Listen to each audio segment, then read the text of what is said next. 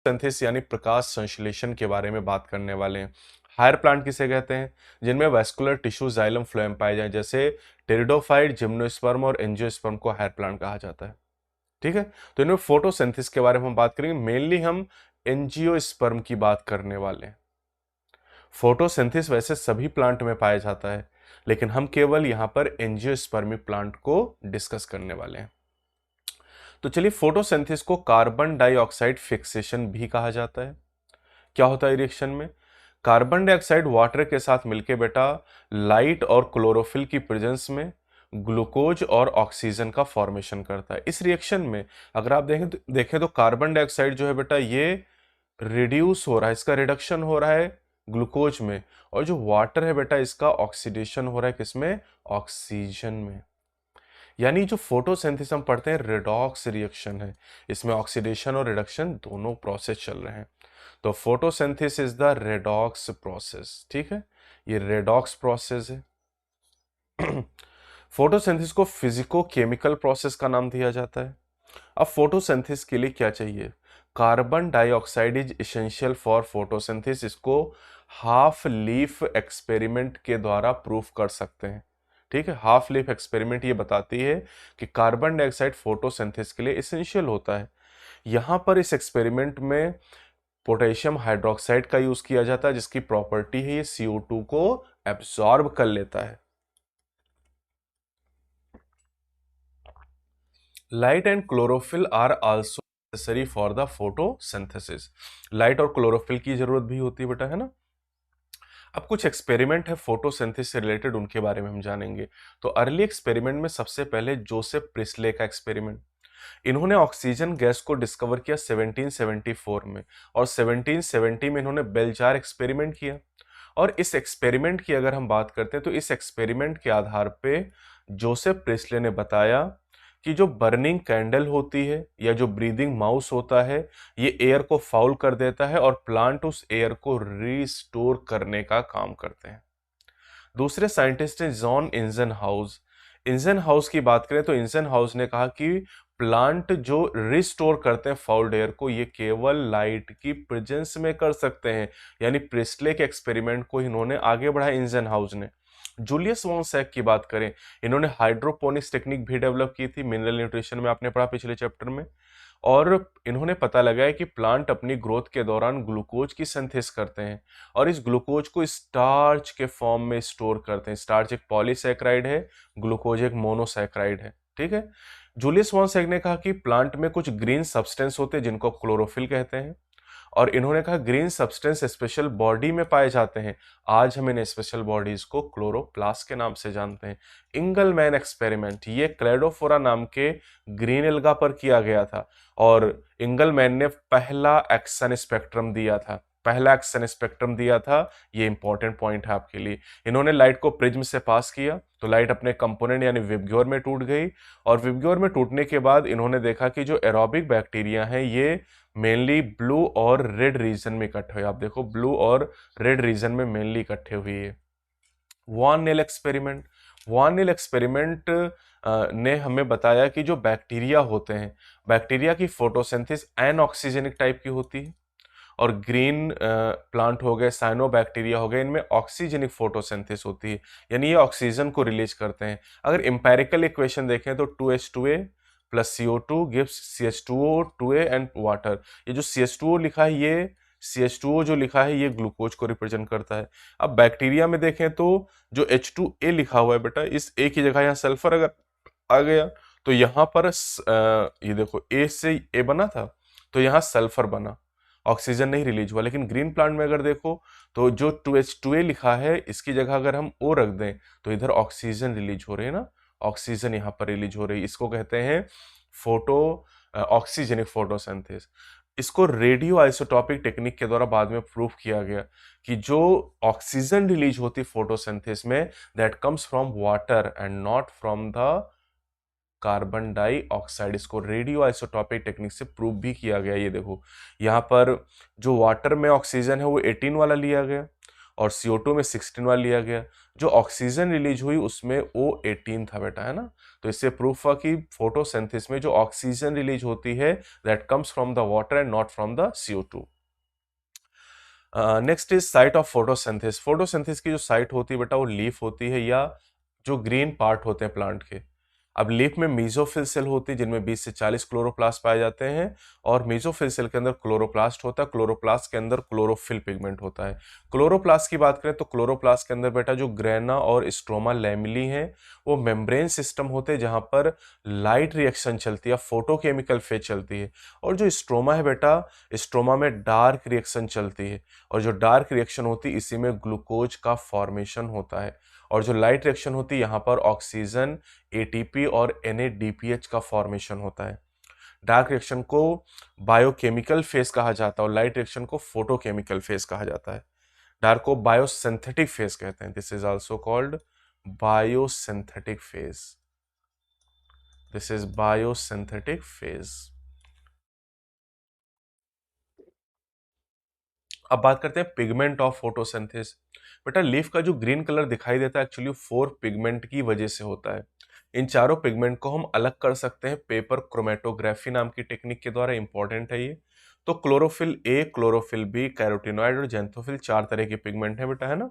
जिसमें से chlorophyll A जो होता है बेटा ब्लू ग्रीन होता है, क्लोरोफिल बी येलो ग्रीन होता है, carotenoid yellow to yellow orange होते हैं और जेंथोफिल येलो कलर के होते हैं। मेन फंक्शन जो पिगमेंट का होता है एब्जॉर्प्शन ऑफ लाइट, खासतौर से विजिबल स्पेक्ट्रम जो होता है 400 से लेकर 700 नैनोमीटर, इसको एब्जॉर्ब करने का काम पिगमेंट करते हैं। क्लोरोफिल ए की बात करें तो ये मेन पिगमेंट होता है फोटोसिंथेसिस का। क्लोरोफिल ए मेन पिगमेंट होता है फोटोसिंथेसिस का। और जो क्लोरोफिल बी, कैरोटीनॉइड और जेंथोफिल होते हैं इनको एसेसरी पिगमेंट कहा जाता है। एसेसरी पिगमेंट क्या करते हैं? एसेसरी पिगमेंट, देखिए जो क्लोरोफिल ए होता है मेनली वो बेटा ब्लू और रेड रीजन में लाइट को एब्जॉर्ब करता है। बाकी जो वेवलेंथ होती है लाइट की उनको एसेसरी पिगमेंट एब्जॉर्ब करते हैं। और साथ ही साथ ये मेन पिगमेंट यानी क्लोरोफिल ए को फोटो ऑक्सीडेशन से बचाते हैं। फोटो ऑक्सीडेशन मतलब ज्यादा लाइट की वजह से जलने से बचाते हैं। अब शुरू करते हैं लाइट रिएक्शन या फोटोकेमिकल फेज। इसमें बेटा 4 स्टेप होते हैं: absorption of light, splitting of water, release of oxygen and synthesis of ATP and NADPH। ये 4 मेन काम यहाँ पर है। तो लाइट का जो एब्जॉर्प्शन होता है बेटा, यहाँ पर हमारे पास फोटो सिस्टम होते हैं।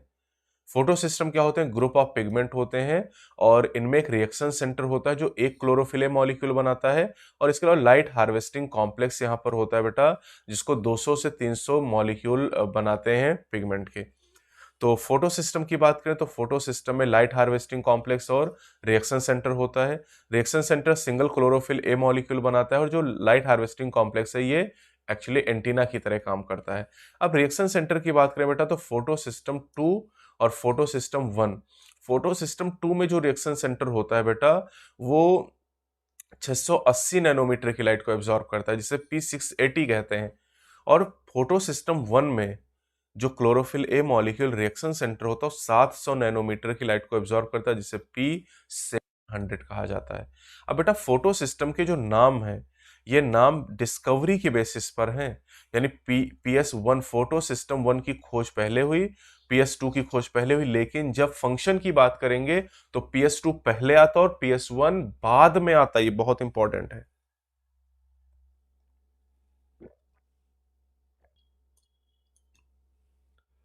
देखो PS2 पहले आ रहा है बेटा और PS1 बाद में आ रहा है। तो सबसे पहले क्या होता है बेटा, जो PS2 का रिएक्शन सेंटर होता है P680, ये 680 नैनोमीटर की लाइट को एब्जॉर्ब करता है। ठीक है, ये देखो सन से जो आने वाली लाइट है 680 नैनोमीटर वेवलेंथ की, इसको P680 एब्जॉर्ब करता है। और एब्जॉर्ब करने के बाद जो इसके इलेक्ट्रॉन होते हैं वो एक्साइटेड हो जाते हैं एनर्जी को एब्जॉर्ब करके, और ये इलेक्ट्रॉन अब इलेक्ट्रॉन ट्रांसपोर्ट सिस्टम में जाते हैं। इलेक्ट्रॉन एक्सेप्टर इनको एक्सेप्ट करता है और फिर डाउनहिल भेजता है। ये देखो डाउनहिल। और डाउनहिल जब भेजेगा बेटा तो डाउनहिल भेजने से इलेक्ट्रॉन एनर्जी रिलीज करेगा, उस एनर्जी को ADP यूज करेगी ATP को प्रोड्यूस करने के लिए। अब ये इलेक्ट्रॉन फोटो सिस्टम ये 1 के पास आएंगे P700, और जब ये लाइट को एब्जॉर्ब करेगा 700 नैनोमीटर की लाइट को एब्जॉर्ब करेगा बेटा, तो यहाँ से इलेक्ट्रॉन फिर अपहिल ट्रांसपोर्ट करेंगे। अपहिल ट्रांसपोर्ट करने के बाद यहाँ पर इलेक्ट्रॉन फिर डाउन हिल जाएंगे। अब की बार जब डाउन हिल जाएंगे बेटा तो NADP से NADPH बन जाएगा। तो दो डाउन हिल हो रहे हैं। पहला जो डाउन हिल मूवमेंट हो रहा है ये वाला PS1 और PS2 के बीच में, इस डाउनहिल मूवमेंट को ETS इलेक्ट्रॉन ट्रांसपोर्ट सिस्टम बोलते हैं और यहाँ पर ATP का फॉर्मेशन होता है। और दूसरा जो डाउनहिल मूवमेंट हो रहा है बेटा यहाँ पर NADPH बनता है, NADH नहीं NADPH बनता है। ये जो पूरा सिस्टम इसे कहते हैं नॉन साइक्लिक फोटोफास्फोराइलेशन, ये जेड स्कीम कहा जाता है, क्योंकि अगर आप इसको देखें तो ये जेड की तरह कुछ नजर आता है ना, ये कुछ जेड की तरह इस तरीके से नजर आ रहा है। ऐसे अगर देखोगे तो जेड की तरह आपको दिखाई देगा। बना के दिखा दूं, ये इस तरीके से, ये देखो ऐसा जेड की तरह नजर आ रहा है, इसलिए इसको जेड स्कीम कहा जाता है। अब वाटर स्प्लिटिंग कॉम्प्लेक्स की बात करें बेटा, तो वाटर स्प्लिटिंग कॉम्प्लेक्स जो होता है वो inner surface of thylakoid membrane में पाया जाता है। थाइलाकॉइड मेम्ब्रेन की इनर सरफेस पे बेटा पाया जाता है ये वाटर स्प्लिटिंग कॉम्प्लेक्स। और आप जानते हैं ये जो जगह है थाइलाकॉइड के अंदर जो जगह उसको क्या कहते हैं, ल्यूमेन कहते हैं। अब water splitting complex water molecule को ब्रेक करता है बेटा, और प्रोटॉन इलेक्ट्रॉन और ऑक्सीजन को रिलीज करता है। यानी ऑक्सीजन कहाँ रिलीज हो रही है, ल्यूमेन में। ल्यूमेन से जो ऑक्सीजन है बेटा ये स्टोमेटा के द्वारा बाद में लीफ से बाहर चली जाएगी। अब आते हैं फोटो फास्फोराइलेशन। एटीपी सिंथेसिस को फास्फोराइलेशन कहते हैं, तीन तरह का है। ऑक्सीडेटिव फास्फोराइलेशन माइटोकॉन्ड्रिया में अगले चैप्टर में पढ़ेंगे। इसके अलावा फोटोफास्फोराइलेशन ये क्लोरोप्लास्ट के अंदर होगा। और substrate level phosphorylation, substrate level बेटा साइटोप्लाज्म में होगा जब ग्लाइकोलिसिस पढ़ोगे, और माइटोकॉन्ड्रिया में जब क्रेब्स साइकिल आप पढ़ते हैं वहां पर एक जगह सबस्ट्रेट लेवल आपको मिलेगा। तो अगर लाइट की प्रेजेंस में एटीपी बन रही तो इसको कहते हैं फोटोफास्फोराइलेशन। फोटोफास्फोराइलेशन दो तरह का, non cyclic and cyclic. Cyclic में PS1 और PS2 दोनों इन्वॉल्व होते हैं, एटीपी और NADPH दोनों बनते हैं। साइक्लिक में केवल PS1 इन्वॉल्व होता है और केवल एटीपी बनता है। बहुत इंपॉर्टेंट है ये। देखो ये साइक्लिक फोटोफास्फोराइलेशन दिखाया गया बेटा। साइक्लिक में केवल PS1 का इन्वॉल्वमेंट होता है और यहां पर केवल एटीपी का फॉर्मेशन होता है, NADPH का फॉर्मेशन नहीं होता है। अब स्ट्रोमा लैमेली को अगर आप देखें, दो अलग अलग ग्रेना के थाइलाकॉइड को जोड़ने वाला स्ट्रोमा लैमेली की जो मेम्ब्रेन होती है बेटा उस पे PS2 एब्सेंट होता है और NADP रिडक्टेज एंजाइम भी एब्सेंट होता है। यानी जो PS1 की साइट होती है बेटा वो एक्चुअली स्ट्रोमा लैमेली की मेम्ब्रेन होती है। एक चीज और ध्यान रखना है, अगर यहाँ पर हम लोग एटीपी फॉर्मेशन की बात करें बेटा, तो एटीपी फॉर्मेशन की जो हाइपोथेसिस है वो केमी-ऑस्मोटिक हाइपोथेसिस है, पीटर मिचेल के द्वारा दी गई, और इन्होंने एक्सप्लेन किया कि एटीपी सिंथेसिस क्लोरोप्लास्ट और माइटोकॉन्ड्रिया में कैसे होता है। तो केमी-ऑस्मोटिक हाइपोथेसिस बताती है कि एटीपी बनने के लिए चार चीज चाहिए, प्रोटॉन ग्रेडियंट चाहिए, प्रोटॉन पंप चाहिए, एक मेम्ब्रेन चाहिए और एटीपी सिंथेज एंजाइम की जरूरत होगी। ठीक है, एटीपी सिंथेज एंजाइम को अगर आप देखें तो इसके दो पार्ट हैं, CF0 एंड CF1। जो CF0 है बेटा ये आप देख सकते हैं ये थाइलाकॉइड की मेम्ब्रेन में एम्बेडेड होता है, और जो CF1 पार्ट होता है बेटा ये बाहर की तरफ स्ट्रोमा की तरफ प्रोट्रूड रहता है। ये वाला जो पार्ट आपको दिखाया गया है ल्यूमेन आपको दिखाया गया है। अच्छा, अब यहाँ पर एक चीज और ध्यान दीजिएगा कि जो प्रोटॉन पंप होते हैं, प्रोटॉन पंप प्रोटॉन को स्ट्रोमा से ल्यूमेन की तरफ भेजते हैं, स्ट्रोमा से ल्यूमेन की तरफ। ये स्ट्रोमा वाली साइट है और ये ल्यूमेन आपको दिखाया गया, this is the lumen. Lumen तो इलेक्ट्रॉन ट्रांसपोर्ट जब होता है बेटा तो ल्यूमेन के अंदर प्रोटॉन इकट्ठे होते हैं, और जब प्रोटॉन अंदर इकट्ठे होते हैं तो इसकी वजह से प्रोटॉन ज़्यादा होने से जो ल्यूमेन का पीएच है वो कम हो जाता है, और साथ ही साथ स्ट्रोमा और ल्यूमेन के बीच ग्रेडियंट क्रिएट हो जाता है, और एटीपी बनने के लिए ग्रेडियंट जरूरी होता है। अब जब प्रोटॉन ल्यूमेन से स्ट्रोमा की तरफ आते हैं बेटा तो ग्रेडियंट ब्रेक होता है, और इस ग्रेडियंट के ब्रेक होने की वजह से एटीपी की सिंथेसिस होती है। यही केमी ऑस्मोटिक हाइपोथेसिस है। मेन बातें मैंने आपको बता दी हैं। अब आते हैं डार्क रिएक्शन या बायोसिंथेटिक फेज या ब्लैकमैन रिएक्शन। अब जो डार्क रिएक्शन है बेटा उसमें फॉर्मेशन होगा ग्लूकोज का। लाइट रिएक्शन में ऑक्सीजन बन, तो लाइट रिएक्शन में बेटा तीन प्रोडक्ट बने थे। वाटर, वाटर जो था बेटा इससे ऑक्सीजन बन गई थी, एडीपी से एटीपी बन गई थी, और एनएडीपी से एनएडीपीएच बन गए थे। यानी वाटर, एडीपी और एनएडीपी सबस्ट्रेट थे या रॉ मटेरियल था, और जो ऑक्सीजन, एटीपी और एनएडीपीएच है बेटा, ये तीनों ही क्या है, लाइट रिएक्शन के प्रोडक्ट हैं, जिसमें एटीपी और एनएडीपीएच को एसिमिलेटरी पावर कहा जाता है, क्योंकि ऑक्सीजन तो एटमॉस्फेयर में चली गई। बच्चे ये दो लोग अब इन दोनों का यूज डार्क रिएक्शन में करेंगे शुगर बनाने के लिए, जिसमें एनएडीपीएच को कहते हैं रिड्यूसिंग पावर। मेल्विन केल्विन ने एल्कन फोटोसिंथेसिस, क्लोरेला और सिनेडिसमस पे एक्सपेरिमेंट करके C14 रेडियो एक्टिव आइसोटॉप का यूज करके पूरा पाथवे पता लगाया डार्क रिएक्शन का। इस काम के लिए इनको 1961 का नोबेल प्राइज भी मिला था। क्लियर है? अब अगर यहां पर हम बात करते हैं, तो जो प्राइमरी CO2 एक्सेप्टर होता है बेटा, वो 5 कार्बन का कंपाउंड होता है, जिसे राइबोलोज बिसफॉस्फेट या RUBP कहते हैं। ये 5 कार्बन का है, CO2 में 1 कार्बन होती है। तो पहला जो स्टेबल प्रोडक्ट बनता है फोटोसिंथेसिस का बेटा, वो 3 कार्बन का कंपाउंड होता है और इसे फास्फोग्लिसरिक एसिड कहते हैं। तो चूंकि इधर आप देखो तो 1 कार्बन CO2 में, 5 कार्बन RUBP में, तो रिएक्शन होने से 2 मॉलिक्यूल बनते हैं बेटा 3 फास्फोग्लिसरिक एसिड, 3 PGA के 2 मॉलिक्यूल बनते हैं, इसमें 3 कार्बन होती हैं।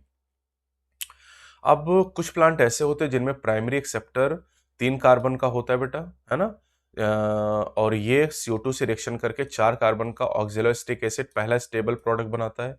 जिन प्लांट में RUBP प्राइमरी एक्सेप्टर होता है और 3 कार्बन का कंपाउंड पहला स्टेबल प्रोडक्ट होता है, उन्हें C3 प्लांट कहते हैं। और जिनमें 4 कार्बन का ऑक्जेलोएसिटिक एसिड पहला स्टेबल प्रोडक्ट होता है, उन्हें C4 प्लांट कहते हैं। और C4 प्लांट में C4 पाथवे होता है, जिसे हाइजेंसलेक पाथवे कहते हैं, और C3 पाथवे को कैल्विन पाथवे के नाम से जानते हैं। ठीक, कैल्विन साइकिल या कैल्विन पाथवे के नाम से जानते हैं। क्लियर? तो 2 तरह के पाथवे हमें मिल गए। अगर पहला स्टेबल प्रोडक्ट 3 कार्बन का है तो C3 पाथवे, पहला स्टेबल प्रोडक्ट 4 कार्बन का है तो C4 पाथवे। तो C3 पाथवे या कैल्विन साइकिल की बात करें, ये मेन बायोसिंथेटिक फेज है इन ऑल प्लांट। कोई भी प्लांट हो, चाहे C3 हो, C4 हो या कैम प्लांट हो, कोई भी प्लांट हो, उसमें कोई भी पाथवे, लेकिन C3 तो मेन पाथवे होगा, ये ध्यान रखना है। जैसे C4 प्लांट है, शुगर केन हो गया, मेज हो गया, उनमें C4 पाथवे होता है, लेकिन C3 is the main biosynthetic pathway, ये ध्यान रखना है। अब C3 साइकिल में यानी कैल्विन साइकिल में 3 स्टेप होते हैं, कार्बोक्सिलेशन, रिडक्शन, रीजनरेशन। इस सीक्वेंस ही आपसे एग्जाम में पूछा जाता है। अब देख लो तीनों स्टेप। कार्बोक्सिलेशन की बात करें बेटा, तो कार्बोक्सिलेशन में रुबिस्को एंजाइम का इन्वॉल्वमेंट होगा। कार्बोक्सिलेशन में जो RUBP है बेटा, CO2 से रिएक्शन करके 3 फास्फोग्लिसरिक एसिड का फॉर्मेशन करेगा। क्लियर? तो कार्बोक्सिलेशन कंप्लीट हो गया। अब दूसरा है रिडक्शन बेटा। रिडक्शन की बात करें तो रिडक्शन स्टेप में जो 3 फास्फोग्लिसरिक एसिड है बेटा, ये ट्रायोज फॉस्फेट बनाएगा और इसी से आगे चल के ग्लूकोज, सुक्रोज, स्टार्च का फॉर्मेशन होगा। रिडक्शन स्टेप में 2 ATP और 2 NADPH खर्च होते हैं। तीसरा स्टेप है बेटा यहाँ पर रीजनरेशन। रीजनरेशन में 1 ATP खर्च होता है। यानी एक बार जब साइकिल चलती है तो एक बार साइकिल चलने में 3 ATP और 2 NADPH खर्च होते हैं। 3 ATP और 2 NADPH खर्च होते हैं एक साइकिल के दौरान। लेकिन आप देखें तो एक कार्बन डाइऑक्साइड में फिक्सेशन के दौरान 3 ATP और 2 NADPH खर्च हुए, यानी एक CO2, 2 NADPH और 3 ATP खर्च हुए। लेकिन एक ग्लूकोज को बनाने के लिए बेटा साइकिल 6 बार चलेगी, ये ध्यान रखना है। एक ग्लूकोज को बनाने के लिए कैल्विन साइकिल 6 बार चलेगी, तो 6 बार चलेगी तो 6 CO2, 12 NADPH और 18 ATP खर्च होंगे। क्लियर बेटा ये बात? तो C4 साइकिल की बात करें तो इस C4 साइकिल केवल C4 प्लांट में होती है। C3 साइकिल तो हर प्लांट में मिलेगी, लेकिन C4 साइकिल केवल C4 प्लांट में पाई जाएगी। और C4 प्लांट में C3 साइकिल तो होगी ही। C3 साइकिल मीजोफिल सेल में चलेगी और C4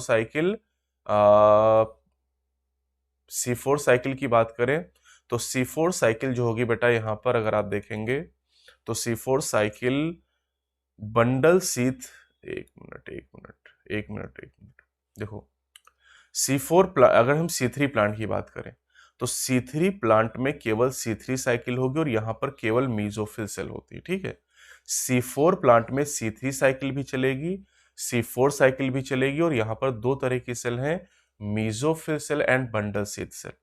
C4 प्लांट में जो C3 साइकिल है, कैल्विन साइकिल है, वो बंडल शीथ सेल के अंदर चलेगी। ये देखो, ये बंडल शीथ सेल आपको दिखाई गई और ये ऊपर मेसोफिल सेल आपको दिखाई गई।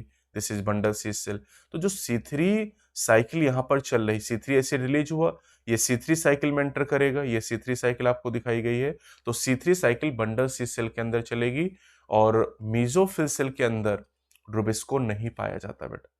तो मेसोफिल सेल के अंदर कैल्विन साइकिल नहीं चल सकती है और बंडल शीथ के अंदर पेप्केज एंजाइम नहीं पाया जाता है। तो यहां पर C4 साइकिल स्टार्ट नहीं हो सकती। तो C4 साइकिल कैसे चलती देखो, CO2 एटमॉस्फेयर से आया मेसोफिल सेल के अंदर, बाइकार्बोनेट आयन में कन्वर्ट हुआ, पेप यानी फास्फेनॉल पायरुवेट से रिएक्शन किया और ऑक्जेलोएस्टिक एसिड बना 4 कार्बन का कंपाउंड। फिर ऑक्जेलोएस्टिक एसिड, ये सब मेसोफिल में हो रहा है, मेसोफिल में ऑक्जेलोएस्टिक एसिड मैलिक एसिड या एस्पार्टिक एसिड को बनाएगा, ये भी C4 एसिड है और ये C4 एसिड मेसोफिल से बंडल शीथ सेल में आ गए। बंडल शीथ सेल में आने के बाद बेटा क्या हुआ, जो C4 एसिड है ये डी कार्बोक्सिलेट हुआ, इसमें से एक CO2 निकल गया और ये C3 एसिड रिलीज हुआ। जो C3 एसिड है ये बेटा ये वापस आ गया कहां पर, मेसोफिल सेल के अंदर, और C3 एसिड ये देखो फास्फेनॉल पायरुवेट में चेंज हुआ और इस तरीके से ये C4 साइकिल चलती रहेगी। अब जो बंडल शीथ सेल में CO2 रिलीज हुआ है, ये CO2 C3 साइकिल में इन्वॉल्व हो जाएगा और शुगर का फॉर्मेशन करेगा। तो बंडल शीथ सेल के अंदर रुबिस्को एंजाइम पाया जाता है, इसीलिए यहां पर C3 साइकिल चलती है। क्लियर इतनी बात। अब एक C2 साइकिल या ग्लाइकोलेट पाथवे होता है जिसको फोटो रेस्पिरेशन कहते हैं।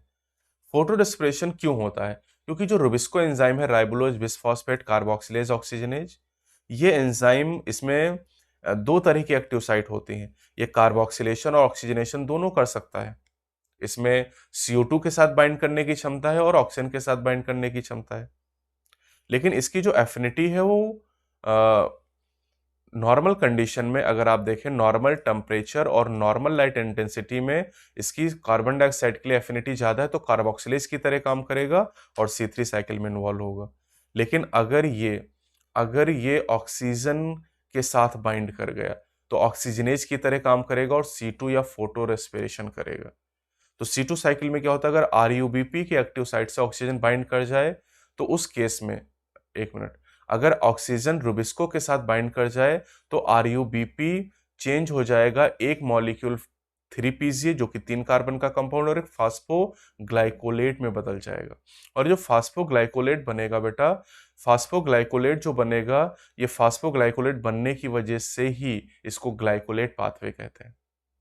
अब ना तो यहाँ पर ATP बनेगा ना ही NADPH बनेगा। ATP कंज्यूम हो जाएगा बनने की जगह पर, शुगर नहीं बनेगी बेटा, CO2 यहाँ पर रिलीज हो जाएगा। ये वेस्टफुल प्रोसेस है और इसका सिग्निफिकेंस, इसका बायोलॉजिकल सिग्निफिकेंस अभी तक पता नहीं है कि फोटो रेस्पिरेशन क्यों होता है प्लांट में।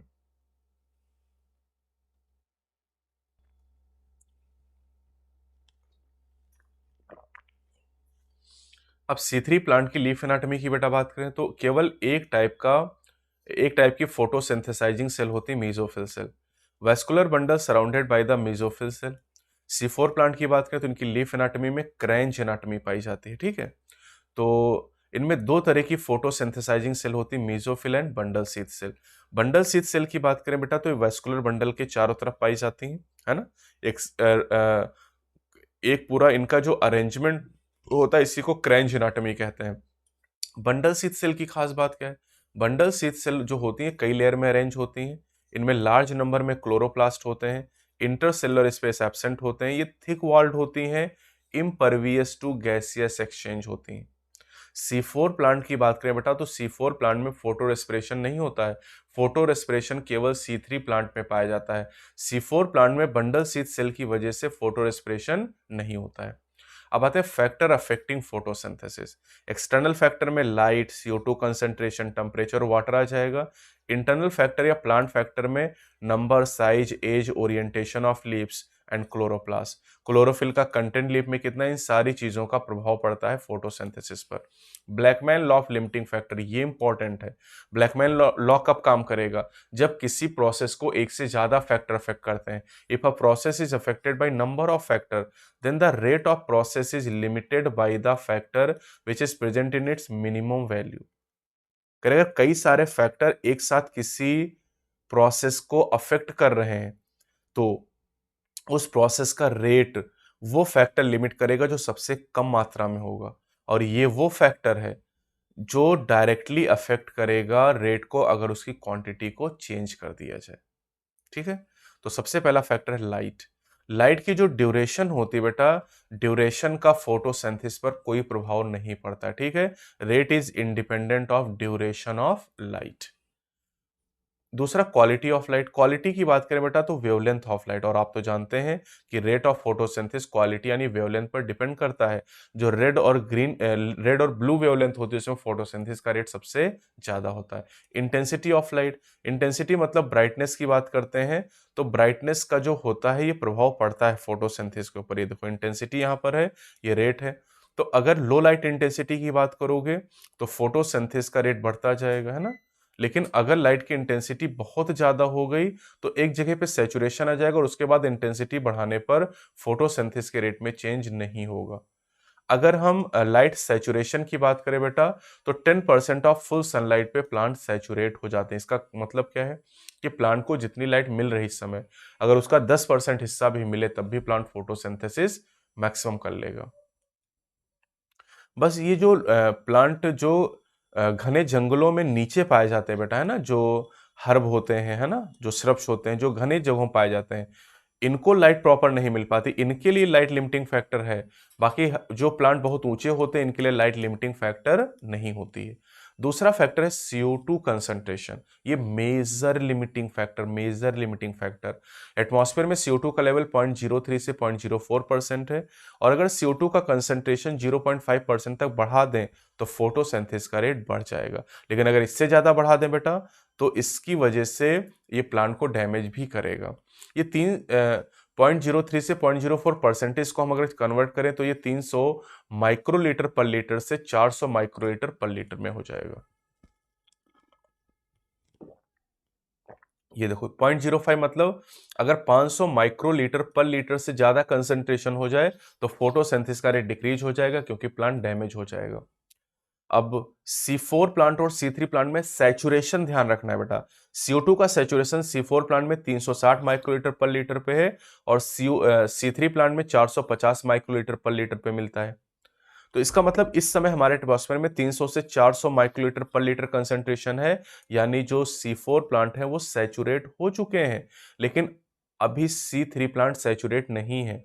लेकिन जैसे जैसे ग्लोबल वार्मिंग बढ़ी, CO2 का लेवल बढ़ रहा, आने वाले समय में C3 प्लांट सैचुरेट हो जाएंगे। और जब ये सैचुरेट हो जाएंगे तो इनमें जो फोटोसिंथेसिस ज्यादा होगी, मतलब इनमें प्रोडक्टिविटी बढ़ जाएगी। इसीलिए अगर टोमेटो और बेल पेपर की बात करें, ये C3 क्रॉप्स हैं बेटा, इन्हें ग्रीन हाउस क्रॉप कहते हैं, और अगर इनको हम CO2 रिच इन्वायरमेंट में ग्रो कराएं तो इनमें फोटोसिंथेसिस का रेट बढ़ेगा। लेकिन C4 प्लांट को अगर CO2 रिच इन्वायरमेंट में ग्रो कराएं तो फोटोसिंथेसिस का रेट नहीं बढ़ेगा। क्यों? क्योंकि ये तो पहले से ही सैचुरेटेड है। तो C3 प्लांट को CO2 रिच इन्वायरमेंट में ग्रो कराने से फोटोसिंथेसिस का रेट इंक्रीज करेगा, जैसे tomato and bell pepper. Bell pepper क्या होता है? शिमला मिर्च। और एक ब्लैक पेपर है। ब्लैक पेपर कहाँ पड़ते हैं?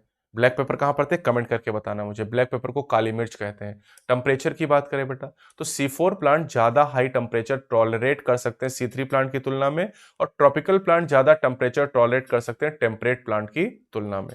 डार्क रिएक्शन जो होती है वो ज्यादा सेंसिटिव होती है टेम्परेचर के प्रभाव से as compared to the light reaction.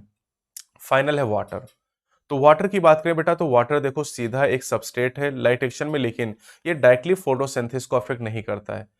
कैसे अफेक्ट करता है? मान लो पानी की कमी हो गई तो पानी की कमी होने से पत्तियां मुरझा जाएंगी, पत्तियां मुरझाने से सरफेस एरिया घटेगा जिससे फोटोसिंथेसिस का रेट कम हो जाएगा। तो ये इनडायरेक्टली प्लांट की फोटोसिंथेसिस को अफेक्ट करता है, डायरेक्टली फोटोसिंथेसिस को अफेक्ट नहीं करता है। क्लियर बच्चों? तो ये आपका पूरा टॉपिक हो गया photosynthesis in higher plant. Like और शेयर जरूर करें। तो रेस्पिरेशन इन प्लांट में एक्चुअली हम बात करेंगे सेलुलर रेस्पिरेशन के बारे में। सेलुलर रेस्पिरेशन है क्या? देखो अगर हम फोटोसिंथेसिस की बात करें तो फोटोसिंथेसिस में कार्बन डाइऑक्साइड और वाटर मिलके लाइट और करता है। ये फोटोसिंथेसिस ग्रीन प्लांट में क्लोरोप्लास्ट के अंदर, साइनोबैक्टीरिया में क्रोमेटोफोर के अंदर और कुछ बैक्टीरिया में फोटोसिंथेटिक लैमेली के अंदर होता है। अब इस रिएक्शन को अगर उल्टा कर दिया जाए, देखो, glucose plus oxygen give CO2 plus water plus energy, तो ये आपका रेस्पिरेशन हो गया। और अगर आप देखें तो ग्लूकोज में 6 कार्बन है और इस ग्लूकोज से ब्रेकडाउन के बाद 6 CO2 बन रहे हैं, यानी जो कार्बन कार्बन के बीच ये बॉन्ड है ये ब्रेक हो रहे हैं। तो breakdown of carbon carbon single bond to release energy is called cellular respiration. इस कार्बन कार्बन सिंगल बॉन्ड को टूटने से जो एनर्जी रिलीज होती है तो इसी को रेस्पिरेशन कहते हैं। अब इस एनर्जी का ज़्यादातर हिस्सा लॉस्ट हो जाता है हीट के फॉर्म में और कुछ हिस्सा ATP में कन्वर्ट कर लिया जाता है and ATP is called energy currency of the cell. अब अगर हम प्रोकैरियोट की बात करें बेटा, तो प्रोकैरियोट में रेस्पिरेशन मीजोसोम और साइटोप्लाज्म के अंदर होगा, क्योंकि यहां कोई माइटोकॉन्ड्रिया तो पाया नहीं जाएगा। यूकैरियोट की बात करें बेटा, तो साइटोप्लाज्म और माइटोकॉन्ड्रिया के अंदर रेस्पिरेशन चलेगा। अब अगर ऑर्गेनिज्म की बात करें बेटा, तो ऑर्गेनिज्म एरोबिक भी हो सकते हैं और एनारोबिक भी हो सकते हैं। एरोबिक का मतलब ये होता है बेटा, एरोबिक ऑर्गेनिज्म का मतलब जो रेस्पिरेशन ऑक्सीजन की प्रेजेंस में करेंगे और जो ऑक्सीजन की एब्सेंस में करेंगे उन्हें एनारोबिक कहा जाएगा। अब इसमें दो दो कैटेगरी होती है, obligate and facultative. Obligate aerobic का मतलब यह है कि केवल वो ऑक्सीजन की प्रेजेंस में ही सर्वाइव कर पाएगा। जैसे हम लोग ऑब्लिगेट एरोबिक ऑर्गेनिज्म हैं, अगर हमें ऑक्सीजन ना मिले तो हम सर्वाइव नहीं कर पाएंगे। ऑब्लिगेट फैकल्टेटिव उन्हें कहते हैं बेटा, जो ये फैकल्टेटिव एरोबिक उन्हें कहते हैं जो एक्चुअली एनारोबिक होते हैं, लेकिन अगर उन्हें ऑक्सीजन मिल जाए तब भी वो जिंदा रह लेंगे। इसी तरह से एनारोबिक की बात करें तो एनारोबिक में फैकल्टेटिव इकोलाई, मतलब इकोलाई रहता है एरोबिक कंडीशन में जिंदा है, लेकिन अगर ऑक्सीजन ना मिले तब भी जिंदा रह। क्लियर। अब आते हैं respiratory substrate. Respiratory substrate carbohydrate, fat, protein, organic acid ये हो सकते हैं। रेस्पिरेटरी सबस्ट्रेट उसे कहते हैं जो रेस्पिरेशन में यूज होता है, जिसका ऑक्सीडेशन होने से एनर्जी रिलीज होती है। अब कार्बोहाइड्रेट सबसे मेन रेस्पिरेटरी सबस्ट्रेट, उसमें भी ग्लूकोज सबसे मेन है। फैट, प्रोटीन, ऑर्गेनिक एसिड भी रेस्पिरेटरी सबस्ट्रेट हो सकते हैं, लेकिन pure fat, pure protein can not act as respiratory substrate. यानी हमारी बॉडी में कभी भी प्योर फैट या प्योर प्रोटीन रेस्पिरेटरी सबस्ट्रेट की तरह काम नहीं कर सकती है।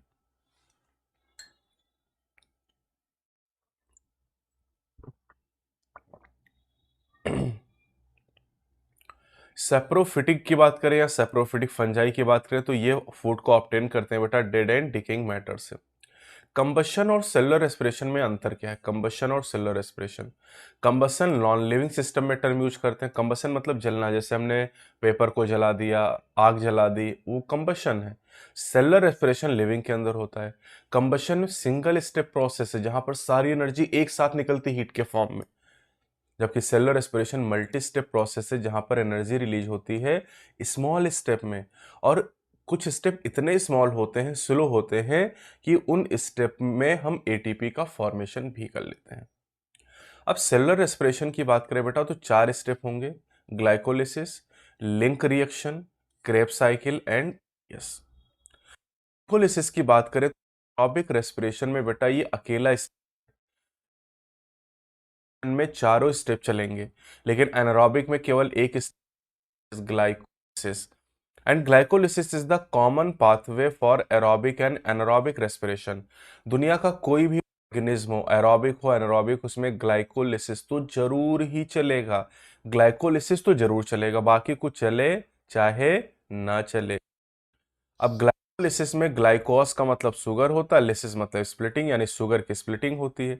तो ग्लूकोज 10 स्टेप में बेटा 10 स्टेप में कन्वर्ट होता है 2 मॉलिक्यूल ऑफ पायरुविक एसिड। कहाँ चलता है? साइटोप्लाज्म या साइटोसॉल के अंदर ग्लाइकोलिसिस चलती है। ठीक, कॉमन पाथवे है एरोबिक और एनारोबिक रेस्पिरेशन के लिए। 10 स्टेप होते हैं, 10 एंजाइम का इन्वॉल्वमेंट होता, प्रोकैरियोट यूकैरियोट दोनों में चलता है, एरोबिक और एनारोबिक दोनों में चलता है। ग्लाइकोलिसिस की डिस्कवरी एम्बेडेन, मेयरहाफ और पारनास ने की थी, इसलिए इसे EMP पाथवे या ग्लाइकोलिसिस कहते हैं। EMP, एम्बेडेन, मेयरहाफ एंड पारनास ने किया था। नो ऑक्सीजन इज रिक्वायर्ड, यहाँ पर ऑक्सीजन की रिक्वायरमेंट नहीं होती है, बहुत इंपॉर्टेंट है, इसलिए एनारोबिक ऑर्गेनिज्म में भी ये पाई जाती है। अब जो सुक्रोज होता है बेटा, प्लांट में इन्वर्टेज एंजाइम इसको ग्लूकोज और फ्रक्टोज में कन्वर्ट करता है। जो स्टार्च होता है बेटा, एमाइलेज एंजाइम इसको ग्लूकोज में कन्वर्ट करता है। और अगर हम लोग अपनी बॉडी की बात करें ह्यूमन में, ये तो प्लांट की कहानी हो गई, इन्वर्टेज। सुक्रोज अगर हम लोगों में है तो सुक्रेज एंजाइम होता है इंटेस्टाइनल जूस में, जो इसे ग्लूकोज और फ्रक्टोज में चेंज करता है। तो यानी प्लांट में सुक्रोज के लिए इन्वर्टेज एंजाइम है और एनिमल में सुक्रोज के को तोड़ने के लिए सुक्रेज एंजाइम है। यानी अल्टीमेटली आप देखो ग्लूकोज बन रहा है, और ये जो ग्लूकोज है ये ग्लूकोज एंटर करता है ग्लाइकोलिटिक पाथवे यानी ग्लाइकोलिसिस में या ईएमपी पाथवे में। अब देखो ग्लूकोज से पहले स्टेप में ग्लूकोज 6 फॉस्फेट का फॉर्मेशन होता है, ठीक है? और इस रिएक्शन के दौरान बेटा एक एटीपी खर्च होती है, और यहां पर जो एंजाइम यूज होता है पहले स्टेप में दैट इज हेक्सोकाइनेज। एक ही एंजाइम एनसीईआरटी में ग्लाइकोलिसिस का दिया गया और वही आपको याद करना है। स्टेप तो 10 है, 10 एंजाइम, लेकिन एक एंजाइम याद करना है, हेक्सोकाइनेज एंजाइम पहले स्टेप में ग्लूकोज से ग्लूकोज 6 फॉस्फेट के बनाने में मदद करता है। फिर ग्लूकोज 6 फॉस्फेट जो है वो फ्रक्टोज 6 फॉस्फेट में कन्वर्ट होता है। फिर fructose 6 phosphate fructose 1,6 bis phosphate में कन्वर्ट होता है, और यहाँ एक एटीपी खर्च हो जाता है, यानी 2 एटीपी यहाँ पर खर्च हो चुकी हैं। अब फ्रक्टोज 1,6 बिस फॉस्फेट जो कि 6 कार्बन का कंपाउंड है, ये स्प्लिट करता है, टूटता है, और स्प्लिट करने से फॉर्मेशन होता है ट्रायोज फॉस्फेट का, जो कि 3 कार्बन का कंपाउंड है, ठीक है? और ये आइसोमेराइज होकर di hydroxy acetone phosphate DHAP बनाता है बेटा, ये भी 3 कार्बन का कंपाउंड है। तो 3-3 कार्बन वाले यहाँ पर 2 कंपाउंड का फॉर्मेशन हो गया स्प्लिटिंग के द्वारा। अब क्या होगा? अब जो ये पीजीएल है बेटा, जो पीजीएल है जिसको फास्फोग्लिसरल्डिहाइड कहा जा रहा है, 3 कार्बन का कंपाउंड है, ये फास्फोग्लिसरल्डिहाइड बेटा कन्वर्ट होता है, यहाँ पर देखो 3 फास्फोग्लिसरिक एसिड 3 पीजीए में कन्वर्ट होता है, ठीक है? 3 पीजीए में कन्वर्ट हो जाएगा। और ये जो 3 पीजीए, चलो या देख लो यहाँ पर, यहाँ से अगर हम लोग शुरू करते हैं, देखो डाई हाइड्रोक्सी एसीटोन फॉस्फेट, तो डाई हाइड्रोक्सी एसीटोन फॉस्फेट को हम अगले पेज पे ले चलते हैं। यहाँ पर di hydroxy acetone phosphate, di hydroxy acetone phosphate जो होता है बेटा, और यहाँ पर देखो आप, तो ये फास्फोग्लिसरल्डिहाइड दिया गया है, ये आइसोमेराइजेशन करते हैं, इस रिएक्शन को पूरा यहाँ पर उठा के फिर से दिखा दिया गया है, ठीक है? तो 3-3 कार्बन के कंपाउंड है ये। तो डाई हाइड्रोक्सी एसीटोन फॉस्फेट फास्फोग्लिसरल्डिहाइड को बनाता है, और फास्फोग्लिसरल्डिहाइड 1,3 बिस फास्फोग्लिसरिक एसिड में चेंज होता है, ठीक है? 1,3 बिस फास्फोग्लिसरिक एसिड, और इस रिएक्शन के दौरान एक NADH का फॉर्मेशन होता है।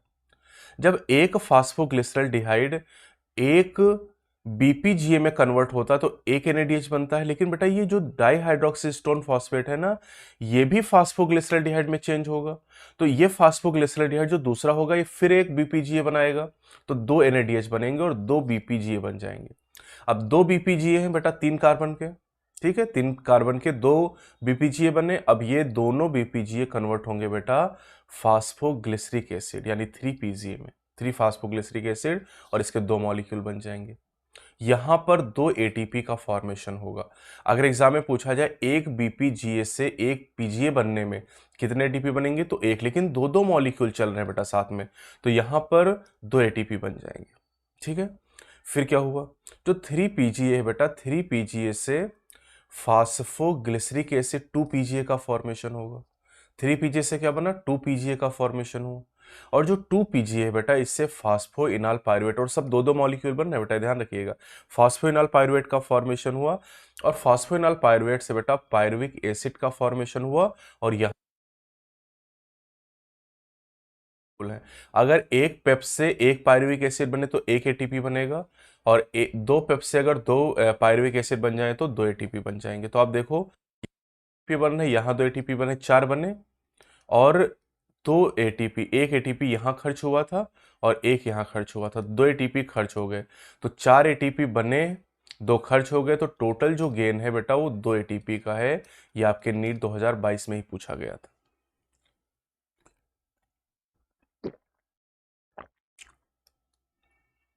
अब आप देखो तो डिहाइड से बेटा बीपीजीए बनने के दौरान 2 एनएडीएच भी बने हैं। और ये जो एनएडीएच है बेटा, जब आप ईटीएस पढ़ेंगे तो एक एनएडीएच से ईटीएस के थ्रू 3 एटीपी बनेंगे। तो 2 एनएडीएच है मतलब 6 टीपी बनेंगे। लेकिन ये जो 6 टीपी बनेंगे बेटा कब बनेंगे? ये ईटीएस में इनडायरेक्टली बनेंगे ऑक्सीडेटिव फास्फोराइलेशन के द्वारा, एरोबिक कंडीशन में बनेंगे। यानी एरोबिक कंडीशन में अगर नेट गेन देखें और इनडायरेक्टली ईटीएस में 6 और मिल रही, तो टोटल यहां पर नेट गेन जो हो जाएगा एरोबिक कंडीशन में वो 8 एटीपी का हो जाएगा। लेकिन अगर क्वेश्चन एरोबिक एनारोबिक ना कहे, डायरेक्ट टोटल गेन की बात करें तो 2 एटीपी आंसर करेंगे। अभी बैक्टीरिया में पूछा जाए कि ग्लाइकोलाइसिस में कितने एटीपी बनते हैं, तो बैक्टीरिया चूंकि प्रोकैरियोट है और प्रोकैरियोट में केवल ग्लाइकोलिसिस होता है तो 2 ही एटीपी का नेट गेन होगा। लेकिन एरोबिक कंडीशन में अगर बात करें, हम ईटीएस को इन्वॉल्व कर ले तो टोटल जो यहाँ पर नेट गेन होने वाला है वो 8 एटीपी का होने वाला है। तो ये थोड़ा सा कैलकुलेशन आपको ध्यान रखना होगा। अब फेट ऑफ पायरुविक एसिड, जो पायरुविक एसिड बने हैं 2, उनका क्या होगा? तो उनका हो सकता है alcoholic fermentation, lactic acid fermentation, aerobic respiration के फेट एनसीईआरटी में आपको दिए गए हैं। तो 3 फेट यहां पर पॉसिबल हो सकते हैं।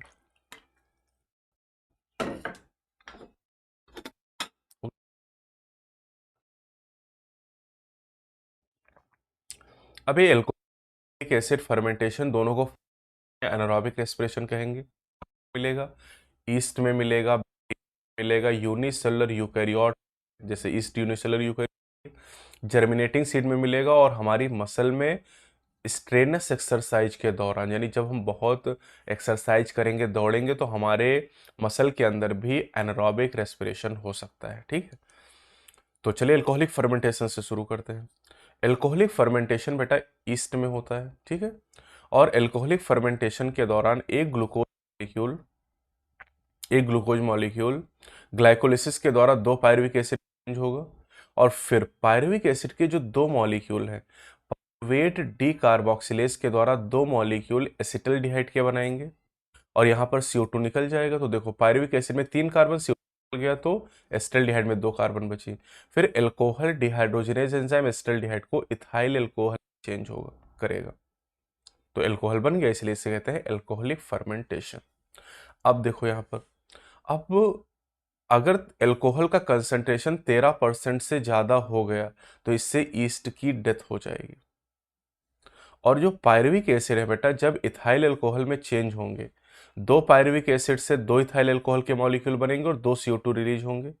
2 एंजाइम यूज होंगे, pyruvate decarboxylase and alcohol dehydrogenase. ये भी ध्यान रखिएगा, पायरुवेट में डीकार्बोक्सिलेज है और अल्कोहल डिहाइड्रोजनेज एंजाइम है। तो यहाँ पर जो NADH बने थे बेटा ग्लाइकोलिसिस में, वो फिर से ऑक्सीडाइज हो जाएंगे NAD में। तो जो ग्लाइकोलिसिस में NADH बने थे, NAD से अब यहाँ पर NADH से बेटा NAD का फिर रीऑक्सीडेशन हो रहा है। कहाँ पर? फर्मेंटेशन के दौरान।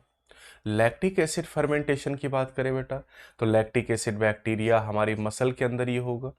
यहाँ पर क्या होगा बेटा, ग्लाइकोलिसिस से जब पायरुविक एसिड बनेंगे बेटा, तो lactate dehydrogenase enzyme lactic acid का फॉर्मेशन कर देगा, पायरुविक एसिड को लैक्टिक एसिड में चेंज कर देगा। और देखो पायरुविक एसिड में 3 कार्बन, लैक्टिक एसिड में 3 कार्बन, यानी CO2 रिलीज नहीं होगा। और ध्यान दीजिए कि यहाँ पर भी NADH रीऑक्सीडाइज हो जाएगा और NAD का फॉर्मेशन करेगा। नीट में आपके सवाल पूछा गया। अब एटीपी की बात करें बेटा, तो एटीपी फर्मेंटेशन के दौरान 2 ही बनी, वही वाली जो ग्लाइकोलिसिस के दौरान 2 बनी थी। क्योंकि जो नया स्टेप यहाँ चल रहा है इसमें कोई एटीपी नहीं बन रही। आप देखो, जो ग्लाइकोलिसिस में 2 एटीपी बनी थी वही गेन है यहाँ पर नेट। अब बाकी यहाँ पर इन दोनों स्टेप में कोई भी नई एटीपी का फॉर्मेशन नहीं हुआ है। साथ ही साथ जो 7% एनर्जी है वही एटीपी में कन्वर्ट होती, लेस देन 7% एनर्जी। ये भी आपके नीट में सवाल पूछा गया है कि 7% एनर्जी ही एटीपी में कन्वर्ट हो पाती है, यानी 2 ही एटीपी बनेंगी, जबकि एरोबिक रेस्पिरेशन में 38 एटीपी का फॉर्मेशन होता है। तो अगर 38 एटीपी का करीब 7% आप निकालोगे तो 2 के आसपास आ जाएगा, 2 से कम। एरोबिक रेस्पिरेशन की बात तो एरोबिक रेस्पिरेशन में 4 स्टेप चलते हैं, ग्लाइकोलिसिस, साइटोप्लाज्म में link reaction, matrix of mitochondria, Krebs cycle matrix of mitochondria, ETS inner membrane of mitochondria. यानी लिंक रिएक्शन क्रेब्स साइकिल और ईटीएस ये माइटोकॉन्ड्रिया के अंदर चलेंगे, माइटोकॉन्ड्रिया।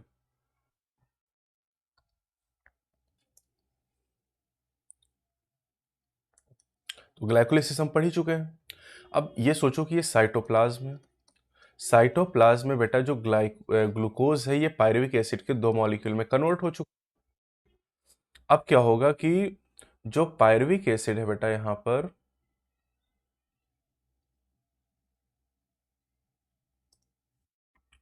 ये जो पायरुविक एसिड है साइटोप्लाज्म से कहां पर पहुंचा, माइटोकॉन्ड्रिया की दोनों मेम्ब्रेन को क्रॉस करके मैट्रिक्स में पहुंचा।